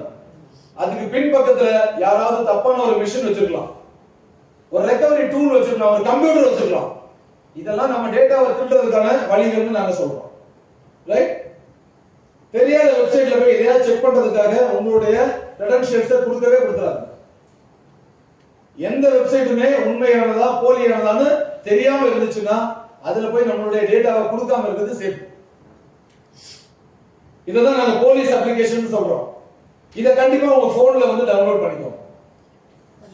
ஏன் சொல்றோம் அப்படின்னா நீங்க சைபர் கிரைம்ல ஒரு குற்றம் நடந்துச்சுன்னா அதை ரிப்போர்ட் பண்ற இடம் நேஷனல் சைபர் ரிப்போர்ட்டிங் போர்ட்டல் www.cybercrime.gov.in. இதான் அந்த போர்ட்டலோட வெப்சைட். இதை டிசைன் பண்ண அதே இன்ஜினியர் தான் நமக்கு இந்த MTabas டூல் டவுன்லோட் பண்ணி கொடுத்திருக்காங்க. இது என்ன பண்ணும் அப்படின்னு கேட்டீங்கன்னா உங்க போனை கிளியரா ஸ்கேன் பண்ணும். எந்தெந்த அப்ளிகேஷன்ஸ் உங்களுக்கு தெரியாமலே உள்ள இருக்கக்கூடிய பெர்மிஷன்ஸ், டேஞ்சரஸ் பெர்மிஷன்ஸ் எதெல்லாம் ஆன் பண்ணி வச்சிருக்கோ அதை உங்களுக்கு ஐடென்டிஃபை பண்ணும். அந்த மாதிரி ஆப்ஸை நீங்க அன்இன்ஸ்டால் பண்ணிட்டீங்கன்னா இனிமேல் வரக்கூடிய பிரச்சனையை ஷார்ட் அவுட் பண்ணிக்கலாம். Must have to download. இது கண்டிப்பா பண்ணணும், வேண்டாம்னு சொல்லிடாது. எதையோ டவுன்லோட் பண்றீங்க, நாங்க இவ்வளவு கஷ்டப்பட்ட விஷயத்தை சொல்றோம். இதை தயவு செய்து டவுன்லோட் பண்ணி weekly once or 10 days once நீங்க கண்டிப்பா ஒரு ஸ்கேன் பண்ணி பாருங்க. அதுல ரிஸ்கி ஆப் இருந்துச்சுன்னா கண்டிப்பா அதை அன்இன்ஸ்டால் பண்ணி பாருங்க. இல்ல நீங்களா தான் பண்ணணும். எங்க போய் நீங்க சிஸ்டத்திலயோ மொபைல்லயோ லாகின் பண்ணி ஒர்க் பண்ணீங்கன்னா இன்டர்நெட் பேங்கிங் இல்லனா ஜிமெயில் எங்கயாவது ஒர்க் பண்றீங்க, ஒரு அவசரத்துக்கு ஒரு பிரவுசிங் சென்டர்ல போய் யூஸ் பண்றீங்கன்னா அங்க இருந்து லாக் அவுட் பண்ணிட்டு வாங்க. லாகின்லயே வச்சிட்டு வராதீங்க, அடுத்தவங்க அதை எடுத்து யூஸ் பண்ண முடியும். பேங்கிங் மட்டும் தான் நம்ம ஒரு சில பிரிகாஷனரி மெஷர்ஸ் பண்ணிருக்காங்க. நீங்க 30 செகண்ட்ஸ்க்கு மேல ஓபன்ல வச்சிருந்தா அதாவே லாக் அவுட் ஆகும். ஆனா ஜிமெயில் அக்கவுண்ட் எல்லாம் அப்படி லாக் அவுட் ஆகாது. ஒரு வாட்ஸ்அப் அக்கவுண்ட் அப்படி லாக் அவுட் ஆகாது. ஓபன் பண்ணி வச்சிட்டு நான் போற ஒரு கிரிமினல் யாரோ ஒருத்தர் யூஸ் பண்ணிட்டு போயிருக்காங்க, நான் பாட்டுக்கு சென்ட்ரல் மினிஸ்டருக்கும் இல்லனா ஸ்டேட் மினிஸ்டர்ஸ்க்கும் ஒரு த்ரெட்டனிங் போட்டுட்டா என்ன பண்ண முடியும்? உங்களை தான் தேடி வருவாங்க. யாரோட வாட்ஸ்அப் நம்பரோ அவங்கள தான் தேடி வரும். சோ எங்க போய் லாகின் பண்ணாலும் கம்பல்சரியா லாக் அவுட் பண்ணி பாருங்க. வீட்ல பேர குழந்தைகிட்ட போனை கொடுத்து யூஸ் பண்ண போறீங்களா? கண்டிப்பா நீங்க தெரிஞ்சுக்கணும் அந்த பிள்ளை ஏதாவது புது அப்ளிகேஷன் டவுன்லோட் பண்ணிருக்கான்னு பார்க்கணும். அதுக்கு முக்கியமான விஷயம் இந்த MTabas 2. சப்போஸ் உங்க குழந்தை விளையாடி கொண்டு உங்களுக்கு கொடுத்துச்சா MTabas ஓபன் பண்ணி ஒரு ஸ்கேன் பண்ணி பாத்துக்கோ. அவங்க உங்களுக்கே தெரியாம எதையாவது ஒன்னு டவுன்லோட் பண்ணி வச்சிருப்பாங்க. நான் விளையாடணும்னு ஏதோ ஒரு ஃப்ரீ ஃபயர் டவுன்லோட் பண்ணேன், அதை டவுன்லோட் பண்ணேன், இதை டவுன்லோட் பண்ணேன்னு சொல்லுவாங்க. ஆனா அதன் மூலமா உங்க ஃபைனான்சியல் த்ரெட் ஏற்படுறதுக்கான வாய்ப்புகள் இருக்கு. சோ முடிஞ்ச வரைக்கும் பிள்ளைங்களுக்கு எதை எஜுகேட் பண்ணணுமோ அதை எஜுகேட் பண்ணுங்க. இதெல்லாம் பண்ணக்கூடாது சாமி, இது தப்பான விஷயம் அப்படின்னு சொல்லி கொடுங்க. வயசானவங்களுக்கு நான் சொல்ல வேண்டியதில்லை, இப்ப நீங்க தான் மத்தவங்களுக்கு சொல்லி கொடுக்கணும்னு நான் சொல்றேன். நீங்க செய்யக்கூடாத விஷயங்கள் என்ன? ஏடிஎம் கார்டுக்கு பின்னாடி பின் நம்பர் எழுதி வைக்காதீங்க. உங்களுக்கு ஏடிஎம் யூஸ் பண்ண இடத்துல உங்களுக்கு தெரியல அப்படின்னா வேற ஒருத்தருடைய உதவியை தேடாதீங்க. உங்க குழந்தைங்க நீங்க யார உண்மையா நம்புறீங்களோ அவங்கள்ட்ட கொடுத்து பண்ணுங்க. எடுத்துக்காட்டுக்கு ஒரு ஏடிஎம் முன்னாடி நல்ல செக்யூரிட்டி மாதிரி ட்ரெஸ் பண்ணி நிக்கிறார் ஒருத்தர். அவர்கிட்ட ஒரு வயசானவர் போய் பென்ஷன் வந்திருக்குப்பா 10,000 ரூபாய் கொஞ்சம் எடுத்து கொடுன்னு சொல்றாரு. அவர் அந்த கார்டை வாங்கிட்டு அவர்கிட்ட உள்ள அதே கலர் கார்டை உள்ள போட்டுட்டு பின்ன சொல்லுங்கன்னு சொல்றாரு. அந்த அம்மாவுக்கு கண்ணு சரியா தெரியல, நம்பரை சொல்றாங்க, டைப் பண்றாரு. அம்மா பின்னு தப்புன்னு வருது, பேங்க்ல உள்ள போய் கேளுங்கன்னு அனுப்பிச்சு விடுறாரு. அந்த அம்மா உள்ள போன உடனே இவர் ஒரிஜினல் கார்டை போட்டு அந்த 10,000 ரூபாய் எடுத்துட்டு போயிடுறாரு. அவரை கண்டுபிடிச்சோம், தண்டிச்சோம், வேற விஷயம். அவன் குடிக்காரன், அவளத்தையும் குடிச்சு காலி பண்ணிட்டான், 1 ரூபா கூட செக்யூர் பண்ண முடியல, அவனை ரிமைண்ட் பண்றோம். பட் இந்த விஷயம் நடக்காம இருந்ததுக்கு என்ன பண்ணிக்கலாம்? மேபி அந்த பேங்கோட ஸ்டாஃப் யாரையாவது ஒருத்தர் போய் ஒரு உதவி கேட்டுக்கலாம், இல்ல அந்த பேங்க் ஏடிஎம் ஓட செக்யூரிட்டிட்ட கேட்டுக்கலாம், இல்ல நம்ம வீட்டுல உள்ள பெரியவங்களையோ குழந்தைங்களையோ யார்கிட்டயாவது கேட்கலாம்.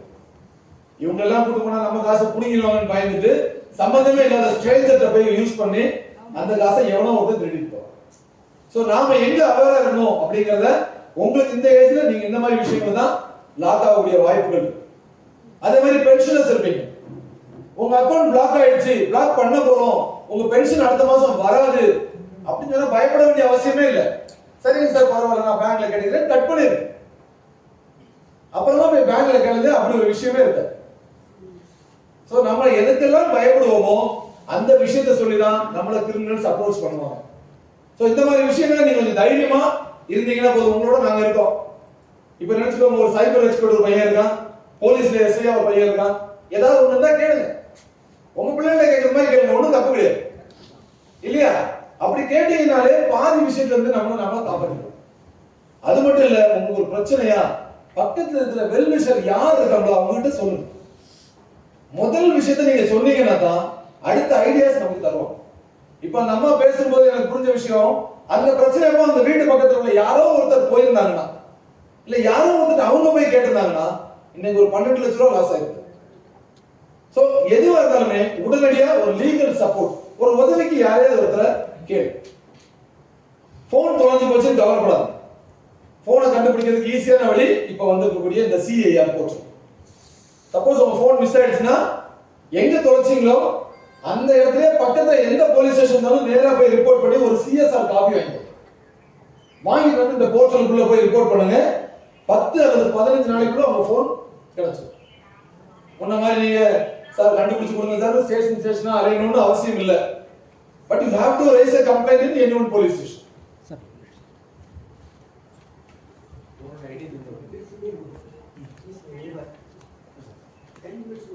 5 minutes முன்னால என்னோட 3 lakhs மேலே எடுத்துட்டாங்க சார். 5 minutes முன்னாடி இப்போ 4,29,000 இது இப்போ 1,59,000 சார். என்னது இது ஓட்டிட்டு இது அவர் விட்டு நான் யார் லைன்ல பஞ்சாப் நேஷனல் பேங்க்ல இருந்தார், அவர் இல்ல. யார் லைன்ல இருக்காங்க இப்போ ஆளுங்க பஞ்சாப் ஐசிஐசிஐ பேங்க்ல இங்க பஞ்சாப் நேஷனல் பேங்க்ல இருந்து எடுத்துட்டாங்க சார். அவன் எப்படி அது போறான்னு தெரியல எனக்கு. நெட் ஆஃப் பண்ணிட்டு 1930 டேட்டா கால் பண்ணுங்க. அவர் அக்கவுண்ட் நம்பரும் இந்த ட்ரான்சாக்ஷன் டீடைல் ஒரு பேப்பர்ல எழுதுங்க. அவங்க அக்கவுண்ட் நம்பர் முதல்ல உங்க அக்கவுண்ட் நம்பர் எழுதுங்க, ட்ரான்சாக்ஷன் டீடைல்ஸ்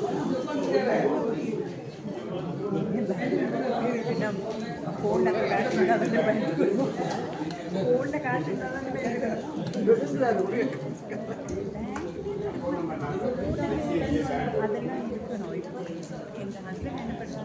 என்ன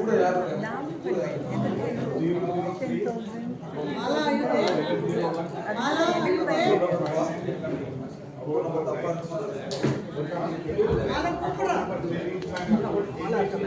அந்த போனை இவர் அட்டெண்ட் பண்ணிருக்க வேண்டிய அவசியம் இருந்திருக்காரு. ஒரு சம்பந்தமே இல்லாத ஒரு நபர் நம்மகிட்ட பேசுறாரு, நம்ம டேட்டாஸ் கேட்கிறாருன்னா கொடுக்க கூடாதுன்னு சொல்றதுக்கு ஒரு முக்கியமான காரணம் இதுதான். இவர் ஏதாவது அட்டெண்ட் பண்ணாருங்களா போன்? அவ போன் அட்டெண்ட் பண்ணி அவர் ரெண்டு பேங்கோட அக்கவுண்ட் டீடைல்ஸ் கொடுத்ததனால தான் இந்த ரெண்டு அக்கவுண்ட் வந்து இப்ப பணம் வெளியே போயிடுச்சு. சோ அடுத்தது மறுபடியும் அவங்க எடுக்க தான் முயற்சி பண்ணுவாங்க. ஒருவேளை ஒரு போன்ல ஒரு மெசேஜ் ஃபார்வர்டிங் ஆப் ஆயிருந்துச்சுன்னா அவங்க அக்கவுண்ட போட்டு அவங்க டிரான்சாக்ஷன் பண்றதுக்கான ஓடிபி அவங்களுக்கு கிடைச்சிட்டே இருக்கும். சோ அதுக்காக தான் முதல்ல அவங்க அக்கவுண்ட நம்ம ஃப்ரீஸ் பண்ண சொல்றோம். சப்போஸ் அப்படி ஒன்று நடந்துருச்சு அப்படின்னா உங்க அக்கவுண்ட எப்படி ஃப்ரீஸ் பண்ணணும் அப்படிங்கறதையும் தெரிஞ்சுக்கோங்க. ஒண்ணுல உங்க பேங்க் மேனேஜர் நம்பர் இருந்தா நீங்க அடிச்சா பேசினா எடுத்தாங்கன்னா ஓகே. அதர் தன் தட் உங்களுடைய டெபிட் கார்டோட பேங்க்ல டோல் ஃப்ரீ நம்பர்னு இருக்கும். அந்த நம்பருக்கு டயல் பண்ணி என்னோட அக்கவுண்ட் வந்து பணம் வெளியே போயிட்டே இருக்கு, இமிடியேட்டா என்னோட அக்கவுண்ட ஃப்ரீஸ் பண்ணுங்க. எந்த டிரான்சாக்ஷனுமே வெளியே போக கூடாது. அது யூபிஐ இருக்கலாம், எனி டிரான்சாக்ஷன் வெளியே போகாத அளவுக்கு பிளாக் பண்ணுங்கன்னு முதல்ல சொல்லிருக்கோம். செகண்ட் திங், இமிடியேட்டா 1930க்கு கால் பண்ணுங்க. ஒரு நெட்வொர்க்ல கிடைக்கலையா வேற நெட்வொர்க் பக்கத்துல இருக்கிறவங்க அதை கால் பண்ணி கனெக்ட் பண்ணி கொடுங்க. சோ அதுதான் நம்ம சொல்றோம். இன்னைக்கு உங்களுக்கு என்னமோ நான் எடுக்க வந்த நேரம் என்னன்னு தெரியல, ஒரே லைவ் எக்ஸ்பீரியன்ஸா இருக்கு. ஆனா அவ கட் பண்றாளியா? எனிவன் கால் இல்ல இல்ல, அவ வந்து அது ஆக்சுவலா நான் கூகுள் பே பண்றேன், உடனே ஆக்சிஸ் பேங்க்ல இருந்து அவ இன்ஃபர்மேஷன் அனுப்புறா. இஸ் இட் யூன்னு கேக்குறாளே உடனே. கேக்குறது உடனே இல்லைன்னா நீங்க இல்லைன்னா இது பண்ணிடுங்க உடனே கேக்குறாளே. உடனே சொல்றாளே. உடனே சொல்றாளே அவ. எதுக்கு பண்ணணும் அதெல்லாம்? முதல்ல சொன்னது போன் மிஸ் ஆயிடுச்சுன்னா நீங்க எங்க ரிப்போர்ட் பண்ணனும்னா CIR portal. Please keep quiet no. கொஞ்சம் கவனிச்சுக்கோங்க. இது முக்கியமான எல்லாமே டெக்னிக்கல் விஷயங்கள். உங்க பேர்ல எத்தனை சிம் இருக்குன்னு நீங்க இதுவரைக்கும் செக் பண்ணிருக்க மாட்டீங்க. உங்க பேர்ல உங்க ஐடியை பயன்படுத்தி எத்தனை சிம் கார்டு வாங்கியிருக்காங்கன்னு நீங்க கண்டிப்பா செக் பண்ணிருக்க மாட்டீங்க. இந்த டேப் டாப் இதை பார்த்துக்கோங்க. இந்த வெப்சைட்ல போய் உங்க மொபைல் நம்பர் கொடுத்து அதுக்கு வரக்கூடிய ஒரு ஓடிபி ஒரு கேப்சா கொடுத்தீங்கன்னா இந்த நம்பர் வாங்குறதுக்கு நீங்க என்ன ப்ரூஃப் கொடுத்தீங்களோ அதே ப்ரூஃபை பயன்படுத்தி வேற நம்பர் வாங்கியிருந்தா அதுல ரிஃப்ளெக்ட் ஆகும். இன்கேஸ் அப்படி வந்தால் அதை நீங்க யூஸ் பண்ணாத நம்பராக இருந்தால் அது அங்கேயே பிளாக் பண்ணக்கூடிய ரைட்ஸும் இருக்கு. சோ எல்லா ஆப்ஷனும் இருக்கு நம்மகிட்ட. ஆனா நமக்கு இது வரைக்கும் தெரியாது. இப்ப தெரிஞ்சுக்கிட்டீங்க, இதை பயன்படுத்திக்கோங்க. உங்க பாஸ்வேர்ட்ஸ் நீங்க வைக்கிற போன்ல வைக்கிற ஒவ்வொரு பாஸ்வேர்ட்ஸும் காம்ப்ளிகேட்டடா இருக்கும். கண்டிப்பா இப்ப நான் சரவணன் என் பேருனா என்னுடைய பிறந்தநாளை வச்சு என் பேருடைய எழுத்தை வச்சு தான் வைப்பேன். அப்படிதான் எல்லாருமே பண்ணுவோம், ஞாபகமா இருக்கட்டும். அப்படி வைக்காதீங்க. உங்க பாஸ்வேர்டை எப்ப வேணாலும் நீங்க மறந்துட்டாலும் ஒரு ஓடிபி மூலமா சேஞ்ச் பண்ண முடியும். ஃபர்கெட் பாஸ்வேர்ட் கொடுத்து நீங்க சேஞ்ச் பண்ணலாம். 10 நாளைக்கு ஒருக்க, வாரத்துக்கு ஒருக்க கூட பாஸ்வேர்ட் மாத்துங்க. ஆனா யாருமே யூகிக்க கூடாத பாஸ்வேர்டாக இருக்கணும். தெரிஞ்ச பாஸ்வேர்டு, பொண்டாட்டி பேரு, பிள்ளை பேரு, பேரன் பேரு இப்படி போட்டு வச்சீங்கன்னா ஹேக்கர்ஸ் நம்மள ஈஸியா நம்மளுடைய பாஸ்வேர்ட்ஸ் எடுத்துருவாங்க. அதுக்கு ஒரு டெக்னாலஜி, ஒரு ஆப் இருக்கு. ப்ரூட் ஃபோர்ஸ் அப்படின்னு ஒரு ஆப்பே இருக்கு. உங்க போன்ல இதுவரைக்கும் நீங்க யூஸ் பண்ண அத்தனை பாஸ்வேர்டையுமே அது எடுத்து அவுட்புட்டா கொடுக்கும். சப்போஸ் நான் என்ன மாதிரி சைபர் எக்ஸ்பர்ட், நான் ஒரு மாசத்துக்கு ஒரு 4 பாஸ்வேர்ட் மாத்துவேன் அப்படின்னா ஒரு வருஷத்துல குறைஞ்சபட்சம் ஒரு 100 பாஸ்வேர்ட் மாறிடும். சிலவர் 1999 வச்ச பாஸ்வேர்டை இன்னைக்கு வரைக்கும் வச்சிருப்பாங்க. then the brute force will give only 2 or 3 password. அப்படினா உங்க ஐடி எனக்கு தெரியும்னா உங்க பாஸ்வேர்ட் வச்சு நான் ஓபன் பண்ணி உள்ள போக முடியும். சோ அதனால பாஸ்வேர்டை ரெகுலர் சேஞ்ச் பண்ணிட்டே இருக்கு. பட் இது வந்து எல்லா ஆப்ஸ்க்கும் எவ்ரி டைம் பாஸ்வேர்ட் ராஸ். அதை எப்படி நம்ம எழுதி வைக்க முடியும்? சார், ஒரு தடவை நீங்க கொடுக்கிற பாஸ்வேர்ட் கொடுத்தீங்கன்னா ஃபிங்கர் பிரிண்ட் ஆதென்டிகேஷன் மூலமா நீங்க அடுத்து உள்ள போகலாம். சப்போஸ் மறந்துட்டீங்க அப்படின்னா மறுபடியும் ஃபர்கெட் பாஸ்வேர்ட் கொடுத்து ஒரு ஓடிபி கொடுத்தா மாத்திக்கலாம். கரெக்ட். பாஸ்வேர்ட் பண்ண பின்னே somewhere we have to note it, no? நீங்க நோட் பண்ண கூடாது. உங்க மொபைல்ல தான் யூஸ் பண்ண போறீங்க. இல்ல ஆனா இப்போ ஒவ்வொரு முறையும் நீங்க பாஸ்வேர்ட் கொடுத்து நீங்க ஓபன் பண்ண போறது இல்ல. இல்ல ஒரு ஆப்ல எழுதி வைக்கலாம். உங்க வீட்ல தனியா ஒரு டைரி போட்டு ஒரு ரேக்ல ஒதுக்கி வச்சுக்கோங்க. மொபைல்லே நோட் பண்ணி வைக்காதீங்க. மிஸ் ஆக கூடாதுன்னு ஜிமெயில்ல நோட் பண்ணி வைப்பீங்க. ஒரு வயசுக்கு மேல short term memory loss is a very common. Yes sir. Sir அதுக்காக சொல்றது தான் இது. நீங்க எல்லாரும் ஃபோன் யூஸ் பண்றவங்க each and every time you are not going to input the password. ஒரு வாட்டி கொடுத்தீங்கன்னா அது லாகின் ஆயிரும். பட் நீங்க ரெகுலர் சேஞ்ச் பண்ணிட்டு இருந்தீங்கன்னா உங்க பாஸ்வேர்டை யாரும் ஹேக் பண்ண முடியாது. அதுக்கு தான் சொல்றேன். சோ இது வந்து ஒரு சில டிப்ஸ். என்ன பண்ணலாம் என்ன பண்ண கூடாதுங்கிறதுக்கான டிப்ஸ். தேவையில்லாத போட்டோஸ், வீடியோஸ் நம்ம எடுக்க கூடாதுன்னு சொல்றோம். தேவையில்லாத அப்படிங்கிறது வயசானவங்களுக்கு பிரச்சனை இல்லை. நீங்க அதிகமா எடுத்தீங்கன்னா ஒரு குழந்தை விளையாடுறத எடுப்பீங்க, ஒரு ஹஸ்பண்ட் அண்ட் ஒய்ஃப் கல்யாண நாள் அப்படிதான் எடுப்பீங்க. ஆனா அந்த சின்ன சின்ன ஒரு டீனேஜ்ல இருக்க பிள்ளைங்க தாங்க வாங்கி போடக்கூடிய புது Dress, புது உள்ளாடைகள் இதெல்லாம் போட்டோ எடுத்து வைக்கிறாங்க. அந்த போன் தெரியாம கீழே விழுந்து ரிப்பேர் ஆயிடுச்சுன்னா ஒரு சர்வீஸ் சென்டர்ல கொடுத்தா அவன் ரிப்பேர் பண்ற கையோட உள்ள இருக்க போட்டோஸையும் எடுத்துறான். இப்படி பல விதப்பட்ட கம்ப்ளைண்ட் எங்ககிட்ட இருக்கு. அதனாலதான் நம்ம பொதுவா எல்லா இடத்துலயும் தேவையற்ற புகைப்படங்களை எடுக்க வேண்டாம்னு சொல்றோம். அது தேவையா இல்லையான்னு முடிவு பண்றது நாம தான். இந்த இடத்துல நான் உங்களை வச்சு ஒரு போட்டோ எடுக்கிறேன்னா இது எனக்கு தேவை. அந்த மாதிரி தேவையற்ற போட்டோக்களை நம்ம எடுக்க கூடாது. அதையும் சேமிச்சு வைக்கிற பழக்கம் இருக்கக்கூடாது. ஒரு முறை நீங்க ஒரு போட்டோவை போன்ல எடுத்துட்டீங்கன்னா it will be saved in the Gmail account. நீங்க Google Photos பார்த்திருப்பீங்க. எத்தனை வருஷத்துக்கு முன்னாடி உள்ள போட்டோவா இருந்தாலும் தரும். ஆனா 15 ஜிபிக்கு மேல போயிடுச்சுன்னா ஒரு 50 ரூபாய் கட்டுங்க, 200 ஜிபி ஃப்ரீயா தருவாங்க. நீங்க இது வரைக்கும் தொலைஞ்ச எல்லாத்தையும் கண்டுபிடிச்சோம். ஒரே மெயில் ஐடி தான் போதும். சோ முடிஞ்ச வரைக்கும் நீங்க ஒரு போட்டோ எடுக்கிறதுக்கு முன்னாடி இது வேணுமா அப்படின்னு யோசிச்சுட்டு போட்டோ எடுங்க. யார்கிட்ட சர்வீஸ் கொடுக்க போறாலும் யோசிச்சு கொடுங்க. அது ஒரு ஆத்தரைஸ்டு சர்வீஸ் சென்டரான்னு தெரிஞ்சா கொடுங்க. மேக்ஸிமம் ஆத்தரைஸ்டு சர்வீஸ் சென்டர்ல இப்போ சிசிடிவி ஃபுட்டேஜ் வைக்க சொல்லிட்டோம். ஒரு மொபைலை பிரிச்சு வேலை செய்யணும்னா அங்க இருந்து ஃபுட்டேஜ்ல தெரியணும். ரகசியமா உள்ள வச்சு மறைச்சு செய்யக்கூடாது. ஏன்னா கம்ப்ளைண்ட் வந்தா நாங்க ஆக்ஷன் எடுத்தா ஃபுட்டேஜ் இல்லாட்டா அவங்க ரெஸ்பான்சிபிலிட்டி எடுக்கணும். ஏன் அப்படி பண்றாங்கன்னா இப்போ நான் சொன்னதுதான் இந்த மாதிரி போன் கீழ வந்து டேமேஜ் ஆச்சு, ஸ்கிரீன் மாத்த போனேன், என்னுடைய போட்டோஸ் எல்லாம் லீக் அவுட் ஆயிடுச்சுன்னு சொல்லுவாங்க. சோ அந்த மாதிரி ஒரு ஃபுட்டேஜ் இருந்துச்சுன்னா நாங்க அப்படி பண்ணல, இந்த பாருங்க சார் இதான் பண்ணணும்னு காட்டுவோம். சோ ஆத்தரைஸ் இல்லாத இடத்துல உங்க போனை சர்வீஸ் கொடுக்கிறதுக்கு முன்னாடி யோசிச்சு கொடுங்க. யாராவது மூணாவது நபர் தெரியாதவங்க கொஞ்சம் போனை கொடுங்க சார் பேசிட்டு தரேன் அப்படின்னு சொன்னா கொடுக்காதீங்க.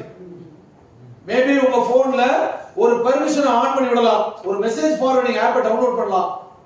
உங்களுக்கே தெரியாம உங்க ஜிபே போன்பேயோட ஓடிபி அந்த பின் என்டர் பண்ற நம்பர் தெரிஞ்சா ஒரு பணத்தை டிரான்சாக்ஷன் பண்ணலாம்.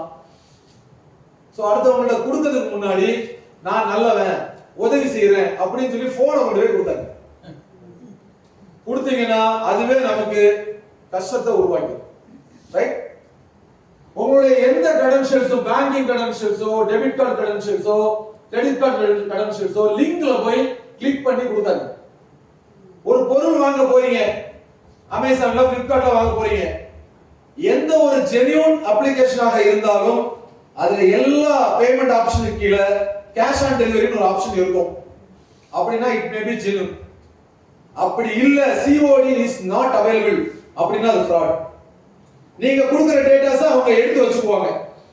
உங்க போனை ஹேக் பண்றதுக்கான ப்ராசஸ் பண்ணிக்கிட்டே இருப்பாங்க. எப்போ உங்க போன்ல ஒரு ஃபார்வர்டிங் ஆப்ஸை டவுன்லோட் பண்றாங்களோ அன்னைக்கு உங்களுடைய டேட்டாஸை வச்சு அவங்க பணத்தை எடுக்க ஆரம்பிச்சுவாங்க.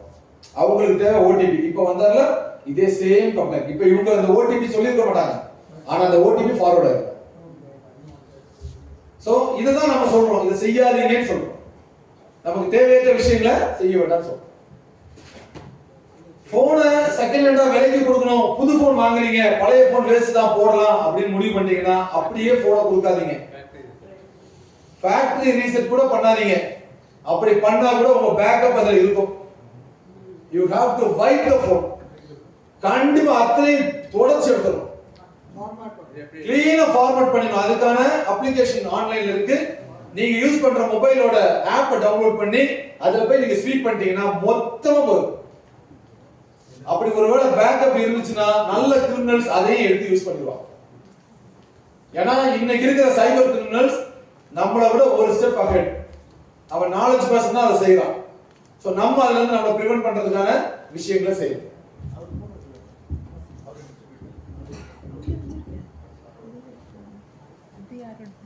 இல்ல அவர் கேளுங்க. போன் தான் சொல்லுங்க. சார் கேளுங்க. இங்க ஒரு மொபைல் இருக்கு. இது அடிச்சது ஏதோ ரிங் வந்துச்சு. அதுல நெட் ஆஃப் பண்ணி வச்சுக்கோங்க. முதல்ல நெட் ஆஃப் பண்ணி வச்சுக்கோங்க. 1930 கால் பண்ணிட்டு பாஸ்வேர்ட்ஸை யார்கிட்டயும் கொடுக்காதீங்க. நம்ம பிள்ளைங்க தானே அப்படின்னு சொல்லி கொடுத்துட்டு சப்போஸ் உங்களுக்கே தெரியாம ஒருத்தர் பணத்தை எடுத்துட்டாங்கன்னா நீங்க பின்னாடி சங்கடப்படக்கூடாது.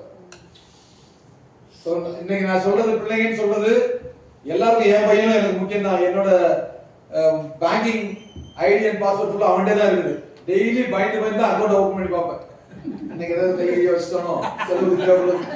ஏன்னா பிள்ளைங்களுக்கு அது தெரியும். நம்ம பிள்ளைங்களுக்கு மேல எனக்கு நம்பிக்கை இருக்கு, அவன் எடுக்க மாட்டான்னு ஒரு நம்பிக்கை இருக்கு.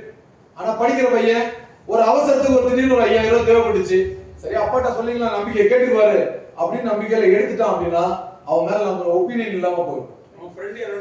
எஸ். சோ முடிஞ்ச வரைக்கும் நம்ம பாஸ்வேர்ட்ஸை நான் திருப்பவும் சொல்றது என்னன்னா, உங்களுக்கு நம்பிக்கையானவங்க யார் இருந்தாலும் அவங்க சொல்லலாம், தப்பு கிடையாது. உங்க நம்பிக்கைக்கு பாத்திரமான நபர்கள்னா தாராளமா சொல்லலாம். அதுல உங்களுக்கு எப்ப சஸ்பீஷியஸ் தோணுதோ அது சொல்லாது. உங்களுடைய பொருள் நீங்க பாதுகாப்பா வச்சுக்கோங்க. அது மாதிரி வீடியோ கால் ஆடியோ கால் எது வந்தாலும் நம்ப வேண்டாம். அதுதான் பொதுவா சொல்றது. உங்களோட Gmail, social media, personal datas எதையுமே யாருக்கிட்டையும் ஷேர் பண்ணாதீங்க. குறிப்பா கூகுள்ல இருக்கிற எல்லா விஷயமும் உண்மையை நம்பாதீங்க. நீங்க கூகுள்ல போய் எதை சர்ச் பண்ணாலும் அதுல தப்பான விஷயமும் வரும். எடுத்துக்காட்டுக்கு நீங்க ஜஸ்ட்ல போயிட்டு ஒரு ஏர் கண்டிஷனர் சர்வீசிங் ஏஜென்ட் இருந்தா சொல்லுங்க அப்படின்னு செக் பண்ணி பாருங்க. உங்க போனுக்கு ஒரு 100 நம்பர் அனுப்புவாங்க. ஒவ்வொரு கம்பெனில இருந்து நம்பர் அனுப்புவாங்க. அந்த நம்பரை நீங்க கூப்பிடுறதுக்கு முன்னாடியே உங்களுக்கு காலும் வந்துடும். சார் ஜஸ்ட் வெரிஃபை பண்ணீங்களா சார், நான் இந்த ஊர்ல இங்க இருந்து பேசுறேன் சார், எங்க வரணும்னு கேட்பாங்க. இதே வேலையை தான் கூகுளும் செய்யறாங்க. நீங்க கூகுள்ல போய் எதை தேடுறீங்களோ அது ரிலேட்டடா யாரெல்லாம் பதிவு பண்ணி வச்சிருக்காங்களோ அத்தனை பேருக்கும் கூகுள் நோட்டிபிகேஷன் அனுப்பும். அவங்க நம்ம டேட்டாஸை பயன்படுத்துறதுக்கு நம்மள அப்ரோச் பண்ணுவாங்க. சோ முடிஞ்ச வரைக்கும் கூகுள்ல நீங்க தேடுற விஷயத்த சம்பந்தமா யாராவது உங்களை அணுகுறாங்க அப்படின்னா அதை நம்பி எந்த டேட்டாவும் கொடுத்துட கூடாது. ரைட்? இது ஒரு சில சைபர் செக்யூரிட்டிக்கான safety measures. Common wifi use பண்றதை அவாய்ட் பண்ணலாம். வைஃபை எங்கேயாவது நமக்கு ஃப்ரீயா கிடைக்குது அப்படின்னு சொல்லி அந்த தெருவிலே உட்கார்ந்து நெட்டை யூஸ் பண்ணி பழகாதீங்க. அதே மாதிரி சஸ்பீஷியஸ் லிங்க்ஸ் வந்தா அதை டச் பண்ணி ஓபன் பண்ணி பார்க்காதீங்க. அதே போல ட்ரஸ்டட் சோர்ஸ்ல இருந்து ஆப்பை டவுன்லோட் பண்ணலாம்னு போட்டுருக்கு. நான் பிளே ஸ்டோரே ட்ரஸ்டட் இல்லைன்னு நினைக்கிறேன். See, most of the online fraud and loan apps are inside the Play Store. Credit B, Cash Wallet, Speed Cash, இத மாதிரி பல பேர்ல ஆப்ஸ் உள்ள இருக்குது. அந்த ஆப்ஸ்க்கு மேல எங்ககிட்ட கம்ப்ளைண்டும் இருக்கு. இத நாங்க கூகுள்ல பிளே ஸ்டோருக்கு அனுப்பி இந்த ஆப் மேல கம்ப்ளைண்ட் இருக்கு ரிமூவ் பண்ணுங்கன்னு சொன்னா 1 கோடி பேர் டவுன்லோட் பண்ண ஒரு அப்ளிகேஷனை ஒரு கம்ப்ளைண்ட்டுக்காக எப்படி நாங்க பிளாக் பண்றதுன்னு கேக்குறாங்க. சோ நம்பர் ஆஃப் டவுன்லோட்ஸ் அதிகமாகுது அப்படின்னா நம்பர் ஆஃப் விக்டிம்ஸ் அதிகமாயிட்டாங்கன்னு அர்த்தம். Most of the persons never make a complaint regarding these type of crimes. நம்ம வந்து சொல்லணும், இப்படி ஒரு தப்பு நடந்துச்சுன்னு சொன்னாதான் அடுத்தவங்களுக்கு தெரியும். இப்ப அவங்க இவ்வளவு பிராங்கா வெளியே பேசலன்னா இப்படி இன்னைக்கு ஒரு இஷ்யூ நடந்திருக்குன்னு யாருக்குமே தெரிஞ்சிருக்காது. இதை சொன்னதுனாலதான் இனிமேல் நம்ம அவங்கள பார்த்து கொஞ்சம் அவேரா இருக்கலாம். அவங்க இன்னைக்கு சொல்லக்கூடிய இந்த விஷயங்கள் எனக்கே ரொம்ப ஆச்சரியமா இருக்கு. ஸ்டேஷன்ல வந்து தயவு செய்து யார்ட்டையும் சொல்லிடாதீங்க சார், என் மானம் போயிடும் அப்படின்னு தான் சொல்லி பார்த்தேன். பட் இந்த அளவுக்கு தைரியமா சொல்றாங்கன்னா I really very much appreciate. உண்மையிலே இதை நீங்க இப்படி சொல்லணும். நமக்கு நடந்த தப்பு அடுத்தவங்க சொன்னாதான் அந்த தப்பு அடுத்தது நடக்காம தவிர்க்க முடியும். ரைட்? அதே மாதிரி இந்த மாதிரி எந்த விஷயம் நடந்தாலும் கம்ப்ளைண்ட் பண்றதுக்கு தயங்காதீங்க. உங்களுக்கு சொல்ல சங்கடமா இருக்கா, உங்க நியர்பை பர்சன் நம்பிக்கையான ஆளு சொல்லுங்க முதல்ல. இல்ல ஒரு லீகல் சப்போர்ட்டர் என்ன கூப்பிடுங்க, நான் வரேன், எந்த ஊர்ல இருந்தாலும் வரேன். உங்க கூட இப்ப நீங்க நினைக்க வேண்டிய விஷயம், உங்க குடும்பத்துல ஒருத்தர் போலீஸ்ல இருந்தா நம்ம சொல்லுவோம்ல, அப்படி நினைச்சுக்கோங்க. போலீஸ் ஸ்டேஷனுக்கு போனா திட்டிடுவாங்க அப்படிலாம் நினைக்கவே செய்யாதீங்க. இருந்தாங்க முன்னொரு காலத்துல படிக்காத போலீஸ் இருந்த பட்சத்துல நீங்க உள்ள போனீங்கன்னா அசிங்கமா திட்டுவாங்க, கோவமா பேசுவாங்க. இப்பெல்லாம் அப்படி இல்லை. எல்லாருமே நல்ல வெல் எஜுகேட்டட், எல்லா கேஸையும் எப்படி ஹேண்டில் பண்ணணும்னு நல்லா கத்துட்டு வர்றாங்க. சோ நீங்க அதை பத்தி கவலையே பட வேண்டாம். உங்களுக்கு சப்போர்ட் பண்றதுக்கு 24/7 தமிழ்நாடு போலீஸ் ரெடியா தான் இருக்கும். But you have to utilise. நீங்க பயன்படுத்தாம விட்டுட்டீங்கன்னா பிரயோஜனம் கிடையாது. அதே போல உங்களுக்கு ஒரு ஃப்ராட்லண்ட் ஆக்டிவிட்டி நடந்துச்சுன்னா நீங்க கம்ப்ளைண்ட் பண்ண வேண்டிய முதல் நம்பர் 1930. மேபி நைட்ல இப்ப சார் இப்ப வந்தாரு, இந்த நேரத்துல பேங்க்ல போய் நம்மளால கண்டிப்பா பேங்க்ல போய் செக் பண்ண முடியாது. அப்போ நீங்க உடனடியா 1930 கால் பண்ணி சொன்னாலே ரெண்டு விஷயம் நடக்கும். முதல்ல உங்க அக்கவுண்ட பிரிவென்ட் பண்ணிடுவாங்க, ரெண்டாவது அக்யூஸ்டோட அக்கவுண்ட ஃப்ரீஸ் பண்ணிடுவாங்க. இந்த ரெண்டையுமே இந்த 1930 ஹெட் குவார்ட்டர் செய்யும். இவங்க டைரக்டா ஆர்பிஐயோட கனெக்டட். நீங்க கொடுக்கிற டிரான்சாக்ஷன் ஐடியை கொடுத்த உடனே ஆர்பிஐக்கு சென்ட் பண்ணிடுவாங்க. ஆர்பிஐல என்கிட்ட 5 அக்கௌண்ட் இருந்தேன்னு வச்சுக்கோங்க. இது ஒரு அக்கௌண்ட்ல இருந்து பணம் போயிருக்காங்க. இங்க 1930 போட்டா 5 அக்கௌண்ட் ஃப்ரீஸ் ஆயிடும், ஒரு அக்கௌண்ட் ஃப்ரீஸ். நீங்க எந்தெந்த அக்கௌண்ட்ல டிரான்சாக்ஷன் ஐடி கொடுக்குறீங்களோ அது மட்டும் தான் செயல்படும். வெறும் அக்கௌண்ட்டை மட்டும் சொன்னீங்கன்னா ஃப்ரீஸ் பண்ண மாட்டாங்க. you must have to tell the transaction ID. ஒரு டிரான்சாக்ஷன் நடந்திருந்தா மட்டும் தான் ரெண்டு அக்கௌண்ட்டை ஃப்ரீஸ் பண்றதுக்கான பொசிஷன் இருக்கும். வெறுமனே என் அக்கௌண்ட்ல இருந்து பணம் போயிடுச்சு, டிரான்சாக்ஷன் ஐடி தெரியலனா ஃப்ரீஸ் பண்ண மாட்டாங்க.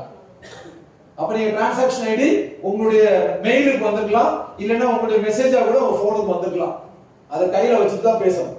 ரைட். இப்போ நம்ம அடுத்த செஷனுக்கு போயிடலாம். இது என்னோட நம்பர் மட்டும் கேட்டீங்க. இது என்னோட நம்பர். என்னுடைய பேர் விஷாக சரவணன், ஸ்பெஷல் சப் இன்ஸ்பெக்டர். என்னோட நம்பர் அதுல இருக்கு. நீங்க எப்ப வேணாலும் கூப்பிடலாம். உங்க பையன் ஒருத்தன் போலீஸ்ல இருக்கான் அப்படின்னு நீங்க நினைச்சுக்கோங்க. எனி டைம் நீங்க எப்ப வேணாலும் என்ன கூப்பிடலாம். உங்க காலை ஒருவேளை நான் அட்டெண்ட் பண்ண முடியல அப்படி ஒரு சிச்சுவேஷன்ல இருந்தா நானே உங்களை கால் பேக் பண்ணிடுவேன். சப்போஸ் ஒரு அக்யூஸ்ட் எடுக்கிற இடத்துல இருப்போம், அந்த இடத்துல என்னால பேச முடியாம இருக்கலாம். ஆனா இடப்பட்ட கேப் எங்க கிடைச்சாலும் நான் உடனே ரிங் பண்ணி பேசிடுவேன்.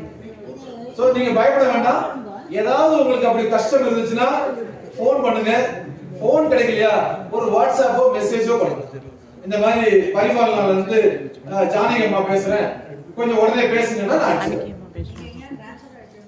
எங்க போனாலும் பேசுவோமா. ஏமா எனக்கு ஆயுசு 100ன்னு ஜோசியக்காரன் சொல்லியிருக்கான். நான் வாழ்ற நாள் வரைக்கும் மக்கள் உதவியே தான் இருப்பேன். என்னால முடியல அப்படின்னா, என்னால ஒரு உதவி செய்ய முடியலன்னா இந்த உதவியை யாரு செய்வாங்களோ அவங்கள டைரக்ட் பண்ணக்கூடிய இடத்துக்கு நாம கொண்டு போறோம். என்னால முடியல, என்னால உங்களை அந்த இடத்துக்கு கூட்டு போக முடியலன்னா அங்க இருந்து ஒருத்தர் உங்களுக்கு உதவிக்கு வருவாங்க. அதுக்கு நாங்க, ஆனா அது நீங்க எல்லாம் சப்போர்ட்டிவா இருக்கணும். முதல்ல போலீஸை நம்பணும். பழைய காலத்து ஆள் மாதிரியே போலீஸை பார்த்தா விலகி நிக்க கூடாது. இதுல எத்தனை பேர் ரோட்ல போற போலீஸுக்கு சார் நல்லா இருக்கீங்களான்னு எத்தனை பேர் கேட்டுருப்பீங்க? அந்த லேடிக்கு இன்னும் 60,000 எடுத்துட்டாங்க.